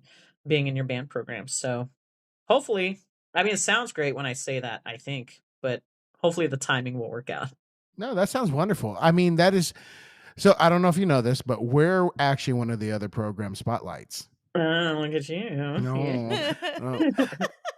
So, and we have an idea of what we're gonna do as well, and it's for us. We're gonna talk about the emphasis of student leadership within performing ensembles, and All in. so we make a huge emphasis on solo and ensemble. That's And great. Yeah. so I'm pretty sure we have about 105 kids in band, and last year we had, I think, about 75 to 80% of the ensemble performing in some type of solo or Mhm. ensemble. That's awesome. Yeah, that's huge. So like that's kind of what makes our program kind of run to a large degree, and then we're gonna kind of give them a peek, like, oh, this is how we run rehearsals, and this is like who we are and these types of things, because like we don't have a private lesson program like Yeah, I think our situations are like you. I know you teach at a much bigger school, but I think our situations are kind of like similar. similar. Like the Mhm. vibe seems similar. You know what I mean? Yeah. So Yeah. like we don't even have like soundproof practice rooms that were once soundproof. There's just a door, and it's Yeah. you Just know leave it open. It's the same yeah. thing. It Like doesn't that's how matter. bad I got. Yeah. Just leave it open. There's no point. Yeah. Fine. Yeah. Yep. So it's we've been very fortunate, but like I do think, because we don't have a private lesson program, and like our kids are involved in almost everything. Yeah. Yep. We have to get very creative with the way we do rehearsals or work on pieces in order to be successful. And like we're a 4A school, so we're required to play a grade 3. Well, over the past like X amount of years, I've played a grade level above, 2 grade levels above, like not two, but like I've played 2 grade 4s instead of a 3. Right. Yeah. Yeah. So, and like how we accomplish that with, you know, no sectionals, like we don't do any Hmm. sectionals. It's very unorthodox. So we're Yeah. pretty No, excited about it. you just gotta teach. You Yeah. gotta teach. And yeah, we're not that dissimilar in the fact that um like yes, we have private lessons, but it's not every kid. It's not a majority of the kids, and Churchill looks different than it used to look, back in the late 90s, early 2000s. And so it is different. And with us, like we're a 6A program, but if the number stays the same from what 5A, the cutoff from 5A to 6A these last couple years, we're 23 kids above being a 5A as a 6A program. So um we're doing what we're doing, and the kids are successful, but it sounds that we are in the same of like you just got to teach. You have Mhm. to teach. Yep. Yeah, and for us, like, and this is something we've talked about. The rural school is becoming smaller. No, and like same thing with certain schools in like San Antonio and Dallas and probably Austin. Now with the whole entire voucher program, they're like those schools are also getting smaller. So like you might be taking your more affluent students who could like have private lessons, and they're being removed from programs and going into private schools. Mhm. Yeah. Or they're moving 100%. to different suburbs or Hmm. yeah. What's interesting when you say that is we've also had kids that like they've done charter schools, and then they come back and they're like they just don't have band, or they what it was the Get Along Gang, like everyone just jumps in, and it's not like a band ensemble, So we have a lot of kids that come back to us from charter schools. Yeah. So Yeah. that's Well, like, interesting. what keeps kids in schools? Yeah. Like, Most of the honestly, time it's not algebra. yeah, and What? like, I loved my math teachers and stuff like that. I enjoyed math when I was in high Mhm. school, I did too. but like, where did I spend majority of my time? In the band Yeah. hall. Like, Right. that's what I did. That's why I went. Yeah. That was a big reason why I Yeah. went to school. And so like the service that we provide the students is not only about like their musical education, but like their social and like mental health. Mhm. Yeah. Like that's a huge component of what I mean. Some of my best friends were in the band program. I mean, my best man was at my wedding was my brother, but he was in the band program. My only But friends Hey-o, are that in the count. band program. yeah, but like everybody else Band. was a band person. Mhm. Yeah, well, I mean, I have a whole bunch. All my kids are gonna be like engineers, all of them in some form or fashion. And I tell them like, well, like all my doctors, like they were in band. Like my dentist, when I get my eyes checked on, when I get my physical, like all of them, and they all play tenor sax. I don't know what it was, but I don't know why, but like everywhere I go, people have been in band, and it helps them get to, you know, I hope, excellence in whatever they do. And so, but yeah, you're not wrong. Like band's kind of cool because we're on a band podcast. Well, Yeah. and like even at that, like the kids who don't want to admit that band's cool, like They still show they up. still show up and they Mhm. still hang out in the band hall. Like, and then I get after them. I'm like, what are you doing to become better today? There's my slogan. You need to make a sign on a popsicle stick and just like walk around and hold it up. I Mhm. might need to do I that. think I'll do it for you. That's I need fine. help I laminating need that. I need posters around the band hall, but I'm Yeah. afraid that they'll start like putting tacos in like on it because well, I love tacos. Hey, there's nothing wrong with that. So what's wrong with putting a taco on a I poster? just I don't know. I don't want to become a Why target. is that the thing your mind goes I don't to? know. I was I gonna wanna be a target. I was gonna say they would draw a mustache on it, but I already have one. Yeah, Uh-huh. that's not like But you don't have like the stock, like the little curly Q and the little like we meow. don't See, like you need that one. we don't have to put your Hmm. face on it. It can just be words. I know, but I like having my face on things. Okay. Remember how like I said I you were wanted gonna a order stamp? a stamp and then you never did? I Yep, I knew know. exactly what I you were want a gonna say. stamp with my face on it that says approved or I want You need like a bobblehead. That's when you've made it. You need Yeah. a bobblehead. We can figure that. I was touched the other day, like feelings wise. Oh. Do we need Because to make a report? true. But we do a Halloween concert for our junior high kids, and several students dressed up as me. Oh, yeah, it was really cute. And Yeah. I felt really good about that. What made me feel even better is that they didn't put a pillow underneath their shirt to have the Winning. belly. I was all like, Winning. you just dressed up like me. You didn't do the full thing. Thank you very much. It was the little And trumpet you girlies. passed band class for the day. Yeah, Yes. yeah. Yeah. It Yeah, was that's a when you win made for it. me. When your kids dress up as you're like, all right, I'm good. I've done my job. They drew Jose's beard though on their face. They sure They did. made it very obvious. It was smart. And I wear like Hawaiian shirts all the time. It was cute. The way that they did it was Partially cute. because like I have really bad RBF. I know I do. Like I'm very I just do like, as well.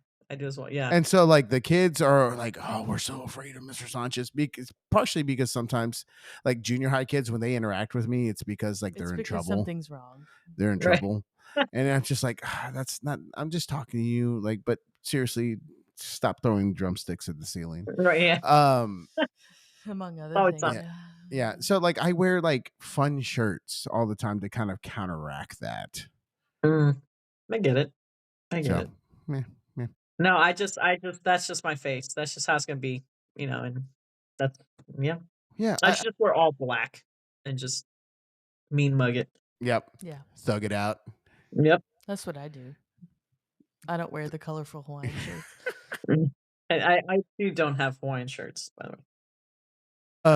Well, it's just like one time, like I got a wild idea, and I shaved my beard off, and it had been years since I had been baby faced, and I walk into the band hall, and a student of mine screams, and they're like, "What is wrong with your face?" And well, I'm like, "Well, thanks. This is the face I was born with. Like, this is what I have." What's wrong with your face? Yeah, Yeah. I'm like, Well, like I'm very quick on the comebacks. And one of my assistants ran into a student who like quit band, And like the student made the comment like, I don't like you anymore, and he was all like, well, that's not my problem. And me being who I am, I was, and my thought was like, well, that's funny because I never think about you. Burn. I know, Nailed it. it's just like, ooh, like that is like the ultimate, like, cool, I don't think about you, like that's Yeah, not like anywhere on my radar.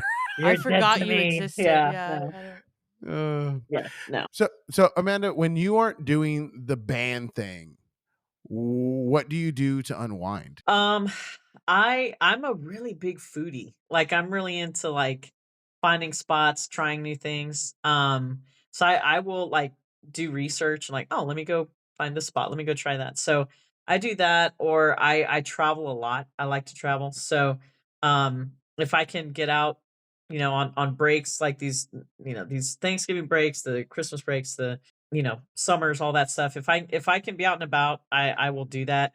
Um and then I just enjoy the city, like San Antonio. Like there's a lot to do. And what's cool about it is like you can kind of make it what you want. If you just want to hang out, be chill, you can go do this. If you want to go have a great time, go party. There's a place for that. You want to just, be in a coffee shop, like there you can kind of make whatever you want out of San Antonio. So it's really cool. But I try to say like, oh, I'm reading books and I don't, but I need to. I mean, I'm reading a book right now. My pastor wrote a book, and so I'm reading that. But um, other than that, I just that's it. So what you're telling me is that on any given day, if I'm in downtown San Antonio, I might see you in a carriage being drawn by a horse. 100%. I have done that before in front of the Alamo. Yeah, and you're Pretty like, cool. today I would just want Yeah, to just be a wanna do the princess. Just want to be a Hey, why princess. not? You got to do it at some point. Everyone's got to do it. Did TMEA? I'll do the TMEA. Just We can you should do it drop me off together. here I've at never Lila done Cockrell? it. Yeah. I've done it like once. Really? Yeah. Never done You it. gotta do it. Or the boat rides. Get on a boat. Yeah, I I've did done the the boat boat. ride Yeah. when I was like 5. I've done the boat. I feel like it's time. It is time. Have you gone to the Mexican hot dog stand down there? There's a few of them. Yeah. The one by the Hyatt Regency. No. It's basically on the wall of the Hyatt Regency. Yeah, they have like a whole entire light show and everything. Oh that wow. place, No. that place is like Yeah, that place Okay. is bussin'. hustling and bustling. It is. I gotcha. Is bussin', as they would say. But So you said you're a foodie. So if we go to San Antonio, where do we need to go eat that is not on the Riverwalk? Love this question. okay. There if I'm big in like just street tacos. So taquitos on West, you gotta go. Taquitos on West. And it's cool because like you go up and they just look at you and you like have to order in Spanish. And you gotta tell them like what meat you want, like what protein, as people say. So like it like your beef stick, your carne asada, like whatever it is, you tell them and you tell them how many tacos you want. And you can go back again and say like, "Give me 2 more. Give me 4." And they'll just boom, boom, boom, and, they'll give you aguas frescas or bring you a, um, Jarritos, whatever, and they just boop, your Mexican Coke, sit down, tacos, go back, get more, come back, that's it. And it's cheap, and it's really good. I think Jeff Laird asked me that question. He randomly texted me, he's like, "Hey, where can I go for food?" And I said, "Go to this place," and he sent me a picture, he's like, "You were not wrong." So, um, it's good. There I have a list in my phone of, like, this place, like, go-tos and then, like, places to try. So, yeah, I got Okay. you. So do you have a coffee place that you like to go to? Here's the part that shocks a lot of people. I do not drink coffee, Oh. but, um, and I'm weird because like, if I do, I'll drink it at night, and it helps me go to sleep. Like, it's, like, warm in my tum tum, and I'm like, "Mm," and so I'll go to Oh sleep. no, But I yeah. totally get that. Like your cafecito at night, but again, I don't really drink coffee. So if I do, man, like Merit Coffee here in town is good.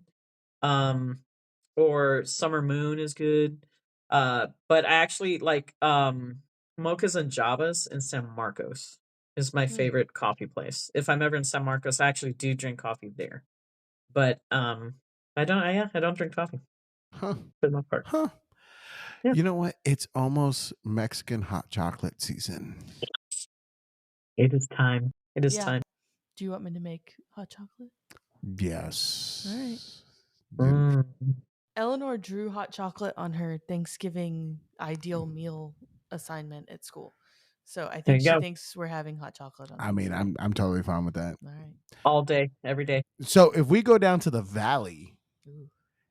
or in the Harlingen area, where do we need to go? My mom's kitchen. Oh, But you can't. I but mean, you other can't than beat that, that. and then everyone's like mijo and mija. So as long as you're like, oh, mija, okay, come on in, mijo, come on. So it's all the same. Um, I love los asados in Harlingen. Um, and or chapitas in Harlingen. That's some good stuff for sure. I'm ashamed to say this. I've never been to the valley. I'm sorry. I know, but everyone loves the valley, and I just feel like I need to go. You gotta go. Go stay with Just Victor. go right now. Like let's pack it Yeah, up You and just go. Yeah, just go. I'm sure the You'll kids never wouldn't come back. mind if I just. I almost had to fight James Corbin Myers today or yesterday. Was it Why? yesterday?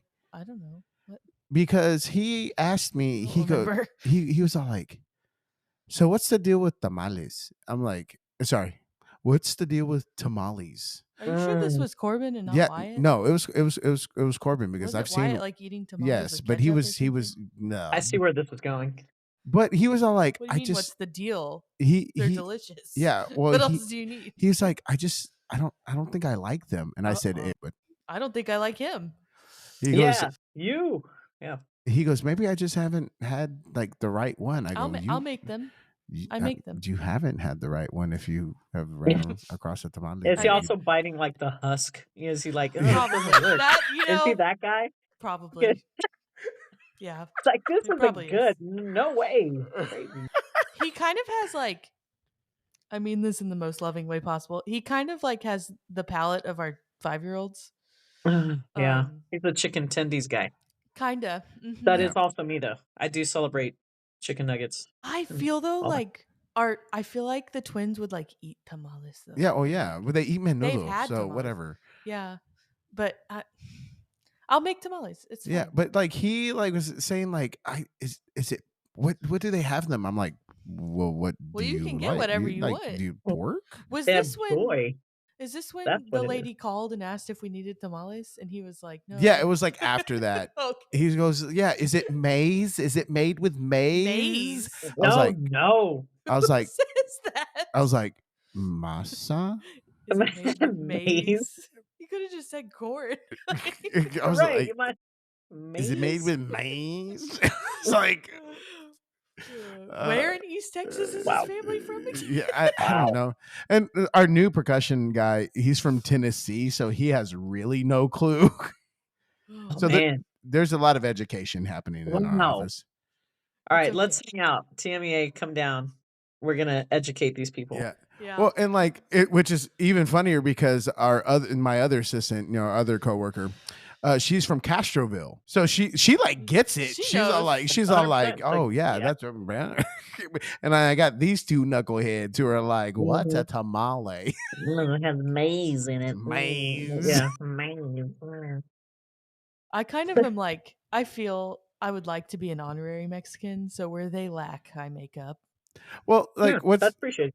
what's funny is that the previous school that Alexa worked at, it's very deceptive that her last name just happens to be Sanchez. I have something to say about this. when And you're done. like the custodian was of Hispanic descent, and what didn't she try to come talk to you in Spanish? Yeah, sweet Irma. Love that. I don't know like a Spanish, so that's where I'm lacking. I really need to like up my Duolingo game. So Como that I se can... dice. Yeah.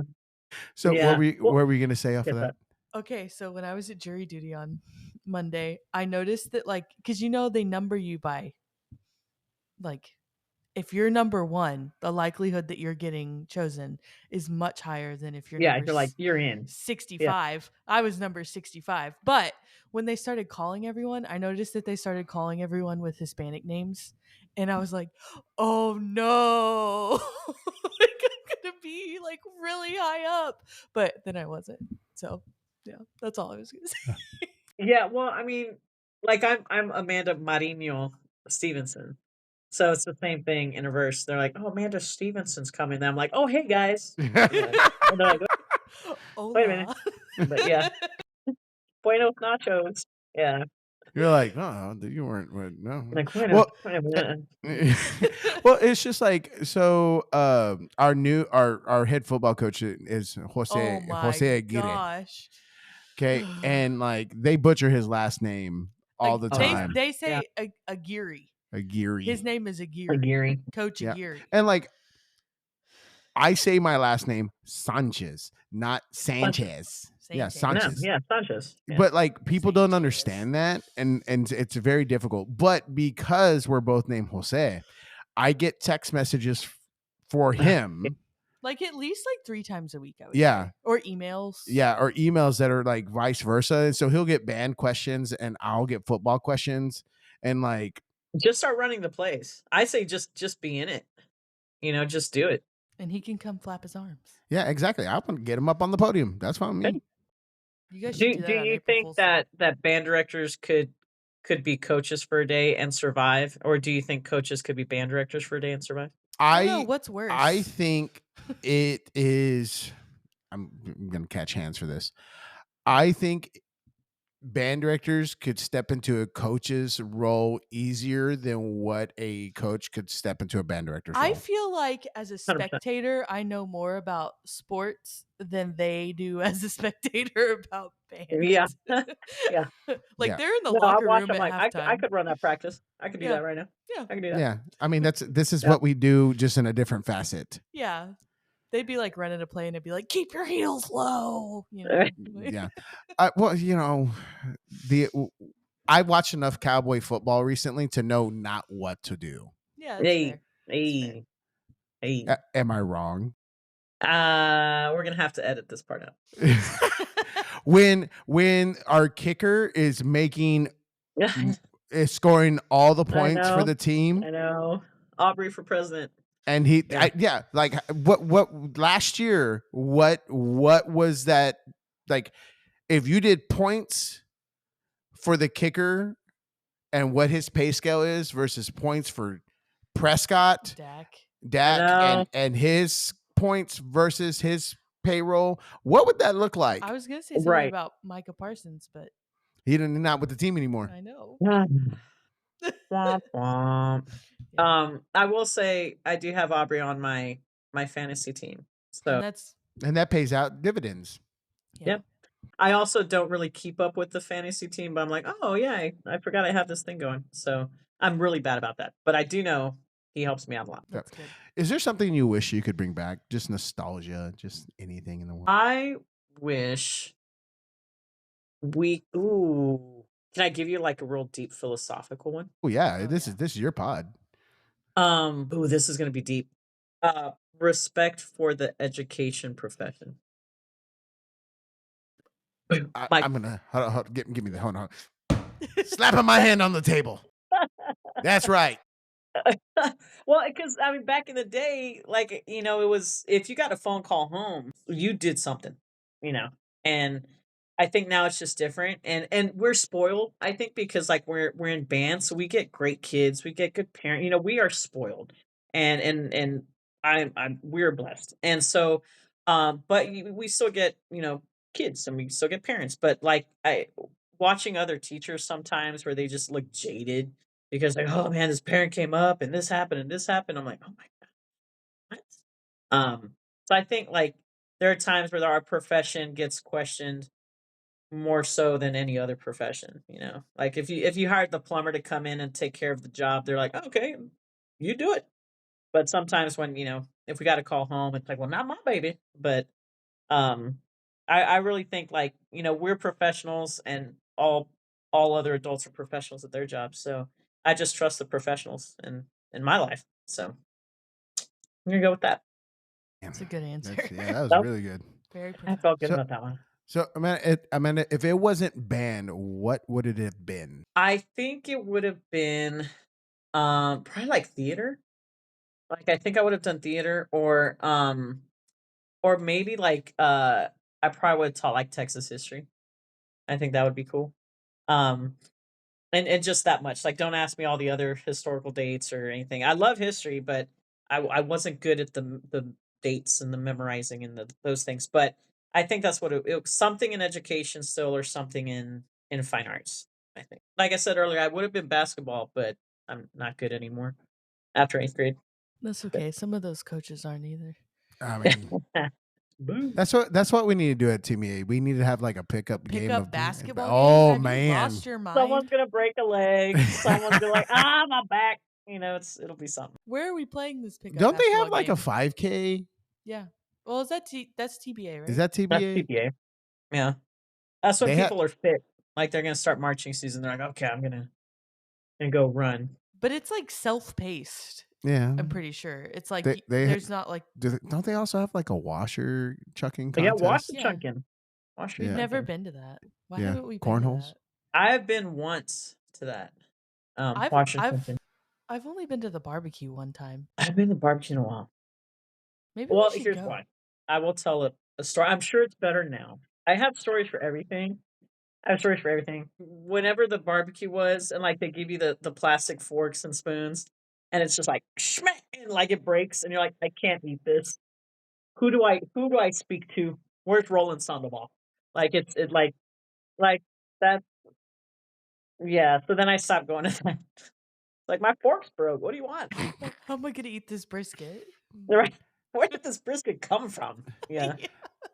What else does Roland Sandoval do? No, he does TBA, but isn't he like a fine arts director? Yes. I think did he just retire? I think he Officially? might have just retired. I think he just retired, but I mean, he hangs out with us all the time. Like he'll come in and work our jazz kids, and I just judged with him at area a couple weekends ago. So, he's out and about, man. Yeah, Doing things. I just a concert and sight reading with him last year. Him and Mike Lunny. That's a crew. There's a wide demographic on that. So, do you have like a guilty TV show? Guilty TV show? Guilty pleasure? It's just guilty. The TV show's guilty. Guilty. Yeah. Guilty. Law and Order. I don't watch trash TV, and like I just don't. But I do love watching, and I feel like I can never catch TV live. But Abbott Elementary, I watch Abbott Elementary a lot. Love that one. But I always go back to The Office. That's like I love The Office. So now my most favorite TV show of all time. This and no one will ever guess it. It's Chips. Do you guys know Chips? Do we know Chips? Dude, I'm a fan. I love Chips. So if you don't know Chips, go figure it out. Wow, Wow. that's Chips. Yes, and dude, the theme song, The that trumpet player. Let me see who that was. who was that Hispanic guy that was Eric on there? Estrada. Oh, Eric Estrada. Yes, Eric Estrada. He made like a small comeback at some point Yeah, in he time. sure did. You're right. And then He was like around for a bit. yeah, I remember that. Bring him back. Let's go. Oh, Eric Estrada is it's- the man. I know why he made a comeback. It's because he got involved Didn't in. he voice a character in Well, something? well, I don't know, Oh. but George Lopez used to like Oh, he- rail Yeah. on him in his stand-up. Okay. Mm-hmm. That's right. Forgot about that. Pretty sure. I'll have to look it up and send it to you. He actually became a cop in real life. Yeah. Eric Estrada. Yeah. That's so interesting. I love him. Love him. All right, Amanda. I got some quick fire questions for you that are never They're never quick fire. Okay. Let's go. All right. Okay. Is a taco a sandwich? No. 100% no. It's a taco. Okay. What came first, the chicken or the egg? The chicken, because it's a good jazz chart. The chicken is a good jazz chart. Yeah. It's a good one. I heard Wyclef Gordon.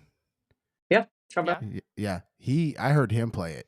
Wasn't that with Erica's That was group? with Erica's group. Absolutely ridiculous. I thought you were gonna say that was with Eric Estrada. Like I heard Eric, and I was like, he's so talented. Oh my god, Yeah, didn't you know? Golly. he's a cop and he plays trombone. Yeah, no, I heard Winton play it. That was crazy. Oh, that's cool. Jeez. That was pretty.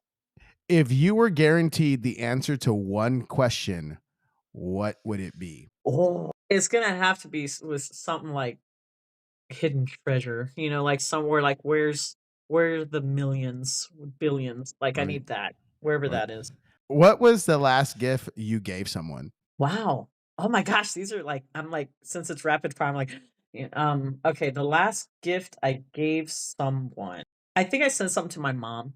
Like I was like, "Hey, you need this." Like it's some I don't know. Here's a robe, here's a something like all like things of like you're taking care of your parents now. So it's like, you need this. I'm gonna Amazon it to you.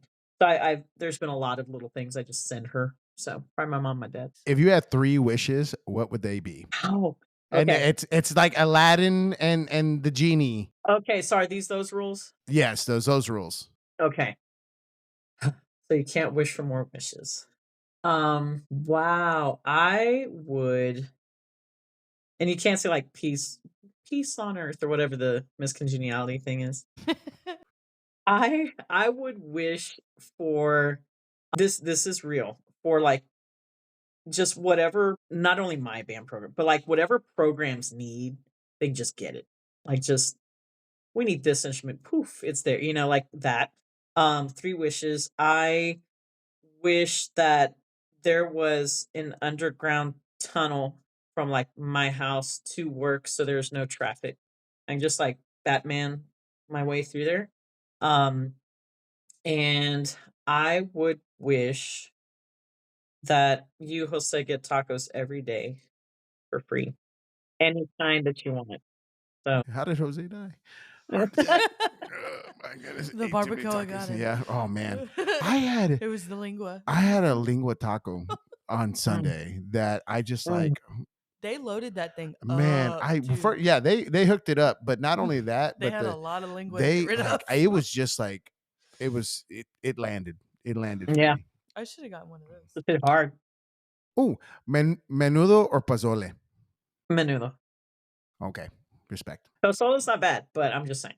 Yeah. No, I get so like my obviously our we have twins and then we have a new he's not really a newborn He's a anymore. year-old. He's a year old. Yeah. But Hey, the get a job twins already. Come yeah, on. I know. God, Start providing. bum. But the 5-year-olds both eat menudo like every other weekend. You raised them right? Yeah, and like people are like, really? Ew. I'm like, no. No. It's just Uh-uh. expensive. Yeah, I'm like, it is expensive. Menudo's expensive now, yeah. Yeah, delicious. But though. they need to eat that. Put some hair on your chest. Let's go. So, how would you describe your job to an alien who just landed? Okay. Does an alien knows English, I assume, and Yes. just doesn't know what it is. Okay. Do they know like they know what instruments are? Do they know? No. Okay. Um I automatically think of like broken words like it goes toot toot, I would think of something like that, but I'm sure like they know English. So I wouldn't just say like toot toot, but um I would describe it as we have things that make noise and it's fun for the ears to listen to and we go yay. That, that's the extent. Like, yeah. That's a good one. Oh my gosh. If you were a crayon in a box, what color would you be and why? Brown. That was my answer. I- Why? What? Oh, it's brown. If you had a time machine, what historical event would you go to and why? Wow. I would go to the moment where Doc input the date in November in Back to the Future and see like the accuracy from that point and be like, guys, we still don't have flying cars. So Yeah. Oh my goodness. I remember that when that was a whole entire like bugaboo where they're like, oh, it's gonna be the date. Where are flying cars? Oh. no, still waiting. So that moment. I don't know, but the way some people drive on the road, I don't Yeah. trust them up in the No, air. you're Like their giving them cars are more flying. X Yeah. axis, Y axis, and it's Yeah. Right. bad enough. Yeah. Taylor Swift, Miley Cyrus, Ariana Grande. Ooh, I'm gonna include another one. Sabrina Carpenter. Oh, wow. Okay. The first I really I don't really care for.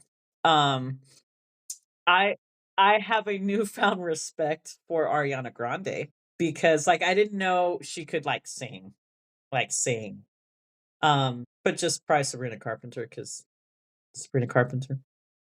But you know, Is pineapple acceptable on a pizza? it is for others, but not for me.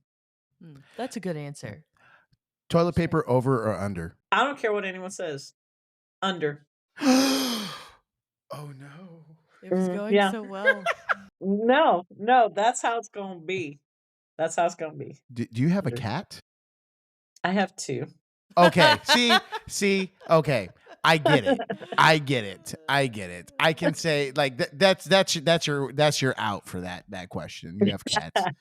Hey, the Okay. cats, they never mess with it. I got the laziest cats ever, and it's awesome. Do you have like are they fat cats? One is big boned, and the other one is not. She's just little puny scaredy cat. So it's Rika Is- Cat and Luna Cat. Oh, I'd like to say chonk. A little bit of a chonk. Mine's fluffy. It's fluffy. Yeah, Fluffy. Lots of fur. Which Twix do you prefer, the left or the right? I celebrate all Twix. But just for funsies, I'm gonna go left. I'm gonna go left. Good We don't answer. discriminate against Yeah. Twix. You ever see somebody eat a Kit Kat sideways? I've never seen that horrendous activity happen live, Gosh. but I've never experienced that. I've heard people do that, but I don't think they have souls though. You work with psychopaths who do that. Is that real? Multiple. Yes. Yes. Like full Like chomp. yeah. Yeah. No, but then I would assume it just falls apart, right? Like why would So you even do that? That's a good know. question. The first mistake is eating a Kit Kat. The second mistake is the method. Yeah. That wouldn't be the first choice. Like if I had choices, it wouldn't be a Kit Kat. No, if I had choices, You're not like, wrong. I'm not eating a Kit Kat. Well, okay. So you go to the convenience store. What is the candy bar you're reaching for? It's probably gonna be Almond Joy or Snickers. Okay, Snickers for sure. If it's like the frozen, like the ice cream Snickers. those are very yeah. good. That's a whole other level. Yeah. But Those yeah, are delicious. yeah. Well, and then now like chocolate's been ruined though because like I 2 summers ago, like I did Jeff Laird's trip in Europe with Musical Horizons and so I had like real like chocolate, like Swiss, like we're in the Alps chocolate. And then I like came back to the States. I was like, this is horrendous. This child's It's play. a joke. Boo! Like I just boo the aisle where the chocolate's at. I just stand there and boo it. People at HEB look at me all weird. But Oh my goodness. Sousa, King, or Fillmore? I'm gonna go Sousa because I love Solomon to the Front. Like That's a good march. I love it. It's great. So I'm gonna go Sousa. Do you have a favorite stand tune? An OG is like Land of 1,000 because it's like it's Land of 1,000. You know, you gotta do that. I will say now it's Show Me How You Burlesque. Oh, I haven't listened to that one. Yeah, it's a good one. We say show me how because we don't say those words in school. But They say worse things in school, believe you me. correct. But if we say it, the first time we played it, some parent who wasn't even in band was like, how dare they play that? So it's a great song. So Show Me How You Burlesque. Yeah. Something about Jose is that he loves the movie Burlesque. I do. It's like top 10 movie for him. Do you It's know not where top 10. that piece is at? That piece. Do you know where that song's played in the movie? It's like at the end, right? The very last thing. That's the last tune. Yeah. I'm a sucker for rom-coms. Burlesque isn't really a rom. It's more of a rom musical. It's a But like musical. anything that has rom in it, I'm into it for some odd reason. Yeah. Like I'm a big old softy in that The way. rom is like a backseat though to like her story, you know. Yeah. Are there any good rom-coms now? I feel like the last rom-coms that I have really watched were like 10 Things I Hate About You. Like, I don't know, like maybe I'm just stuck in Yeah, like or the like classic. rom-coms nostalgic now. Is that something I that's like Yeah. know. dead? Well, I mean, it depends how rom and how calm that you are Mhm. looking at. Like, what's the one that we watched not too long ago?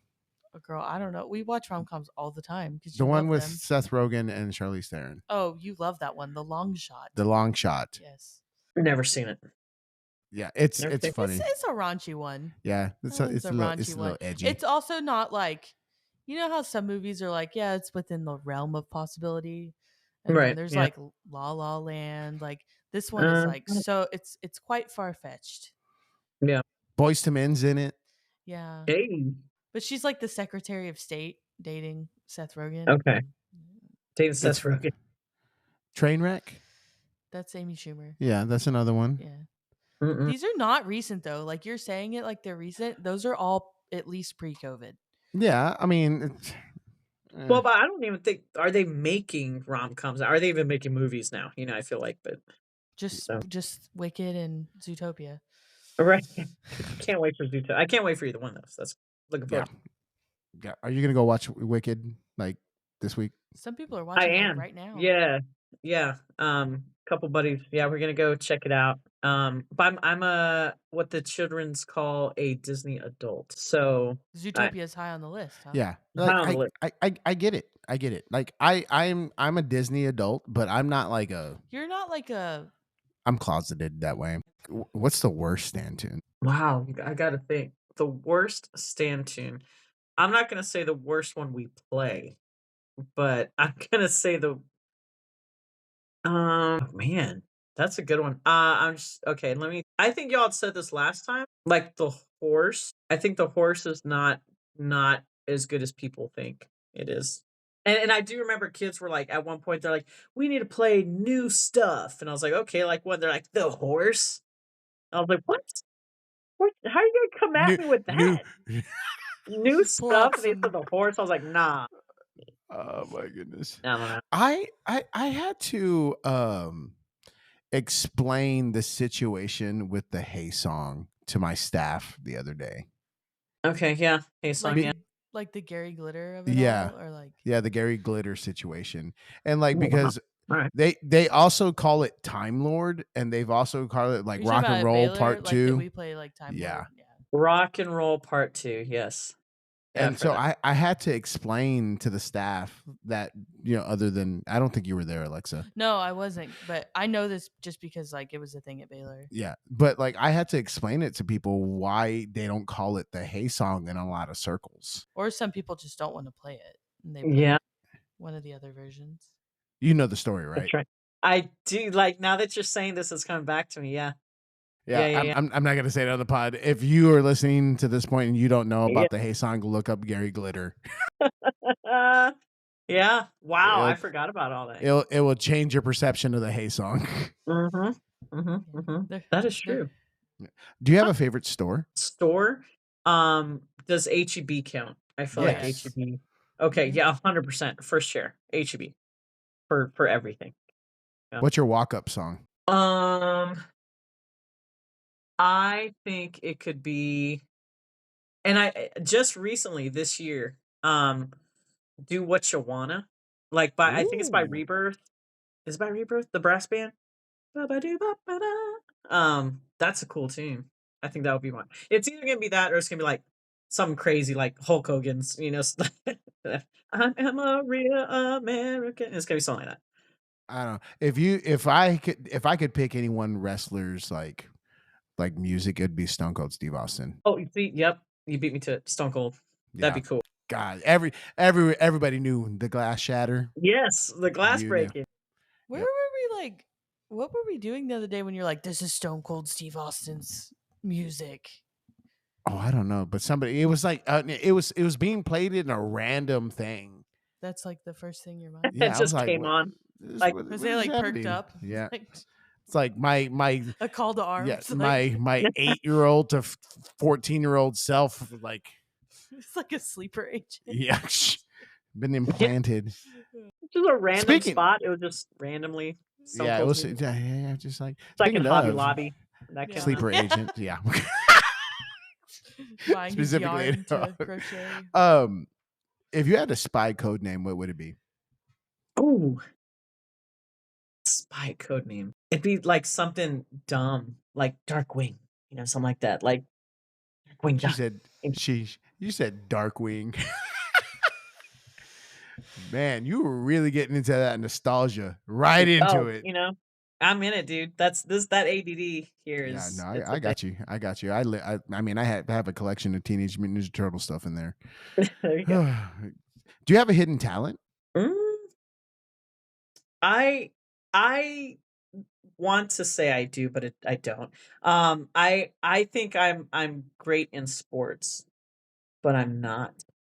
But like I can hold my own like basketball, even like tennis. Um, I can throw a football. Like I had two older brothers, so I didn't get My Little Pony time. I got GI Joe time. So I was like all time quarterback. That was my role. So I I like sports. I can do sports. What's a bad habit you would like to break? My lack of patience. Sometimes we're okay. You know what it is? This morning, a perfect example. We had like a meeting for like EOC training and like testing training, and I was just like sitting in my chair. Just I couldn't. My brain was not there. I was just like, oh my god, I gotta get this done. And okay, they're still talking, but I need to sit. I need to be able to sit and like listen to other people and be like, oh, I don't need to worry about that. I need to take care of X, Y, and Z. So yeah, I need to be patient If you could have any superpower, what would it be? to fly. I think you got that's cool. That's cool. I wanted X-ray vision for a bit, but then That's dangerous. right, right. There's a lot that can be a problem. So I'm gonna go with flying. That's cool. If you could invent a holiday, what would you celebrate? A national zero work day. And I mean that like because if we have like a teacher work day, but like admin is there. Also, I get text of like, "Hey, don't forget blah de blah." No, no, no, no. It's a like if it's a true teacher holiday, I should say. Like, we need a no worky work. If I'm not working, no one can text me about work. Mm. Mhm. Do you have a karaoke song?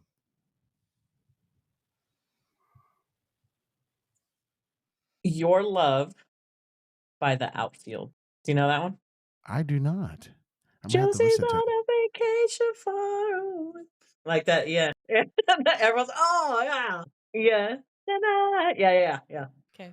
All right. That's a good one. She had that one ready. Yeah, It was it in was the Oh yeah. chamber. I mean it's gonna be that or like Friends in Low Places. Like Oh something. yeah. Oh, Okay. man, But that's Get the like at crowd the end of the involved. night. Yeah. That's like Yeah. later. Yeah. Yeah. Closing it down. Do you have a favorite dessert? Pecan pie with bluebell ice cream, but the pecans are crushed and roasted. Like it has to be right. Oh, Yeah. We're gonna level up. hmm oh, I'm man. serious. Okay. Alexa, I'm getting, I'm Hey, taking gotta notes. just I'm write taking that down. notes. Down. Take it. Oh, Actually, yeah. I'm recording, so Yeah. refer Do it. back. Is Play that one back. is Die Hard a Christmas movie? I don't care. Oh, oh. Like it apparently so because America always plays it, around this time. But every time I watch, I'm like, meh, whatever. Like if it's on in the summer, I'm like, oh, cool, Die Hard. And then if it's on, oh, cool, Die Hard. Okay, let me ask you this question: is The Nightmare Before Christmas a Christmas movie or a Halloween movie? That's a good. See, that was actually hard. I'm gonna go with a Halloween movie. Oh, Yeah, That is a hard question. that is a very hard question, but I'm gonna go with Halloween because like those characters to me are always brought out more in Halloween than they are in Christmas. They're So obsessed with Christmas. yes. That's the difficult thing about that movie. It depends on like which. I tend to think it's a little bit more of a Halloween movie, but some people are very adamant about it being a Christmas movie. yeah, I get it. I get it. That's Spirit of Christmas is there. Yes. the Mm. spirit. Do you have a favorite holiday? I love Christmas. Love me some Christmas. But a very close second is starting to become Dia de los Muertos. I think it's Mm, great. So I'm all about it. that's That's our fun. son's birthday. It is. Oh wow, that's cool. That's great. Yeah. Mhm. He Oh, well, and we've said this on the pod before, but he was born on area marching contest day. So I didn't go to that contest. Neither did You're like, she. see ya. Yeah, Alexa's like, no, I was there. I don't know where you were. Yeah. I was about to have a Yeah. stroke, but you know. So Kim Shuttlesworth proposed this question to us. So who is on your personal Mount Rushmore of the band world? Wow. Um. Okay, I'm gonna put this selfishly on for me versus like it could be different for a lot of people, but I'm still gonna go back with Charles Agnon because he's either pestering me or I'm pestering him about band things. Um, in my world, it would be Ferd Balmer. I would put Ronnie on there because he was very influential for me as well.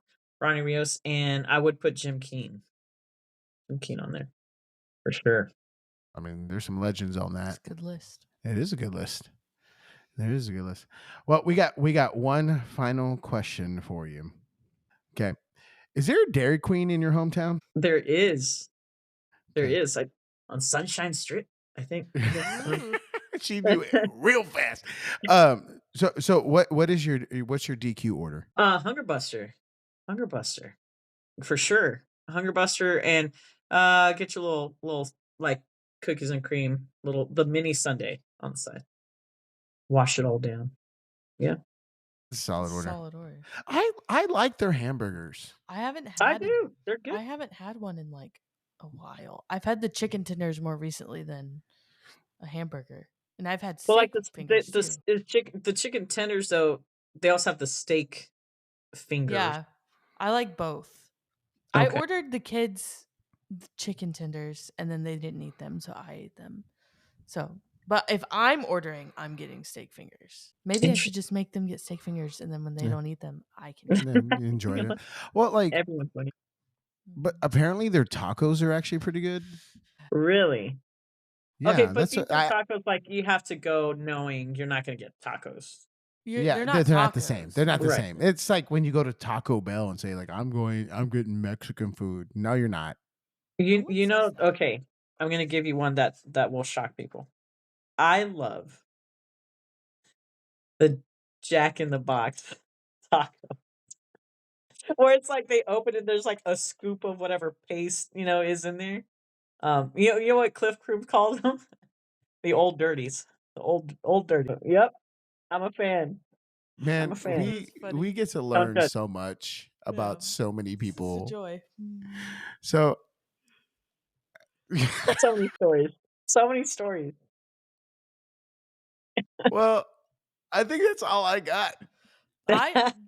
That just about wrapped it up for me. There I you go. think. Boom. Well, Amanda, do you have any parting thoughts or comments for any of our listeners? No. No, enjoy band, enjoy music, enjoy teaching kids.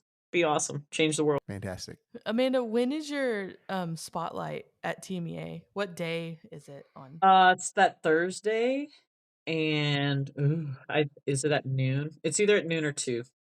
I know I was just looking at the schedule, so it's either we're getting ready to do things at noon or we're on at noon, Okay. which means 2 o'clock maybe. So it's the afternoon of that Thursday. Okay. Everyone go see Churchill on Thursday of tmea. All right. Well, thanks, Amanda, and thanks for listening to Band Yap. We'll see you next Yeah. time. Bye. Thanks for having me. Appreciate it. We out.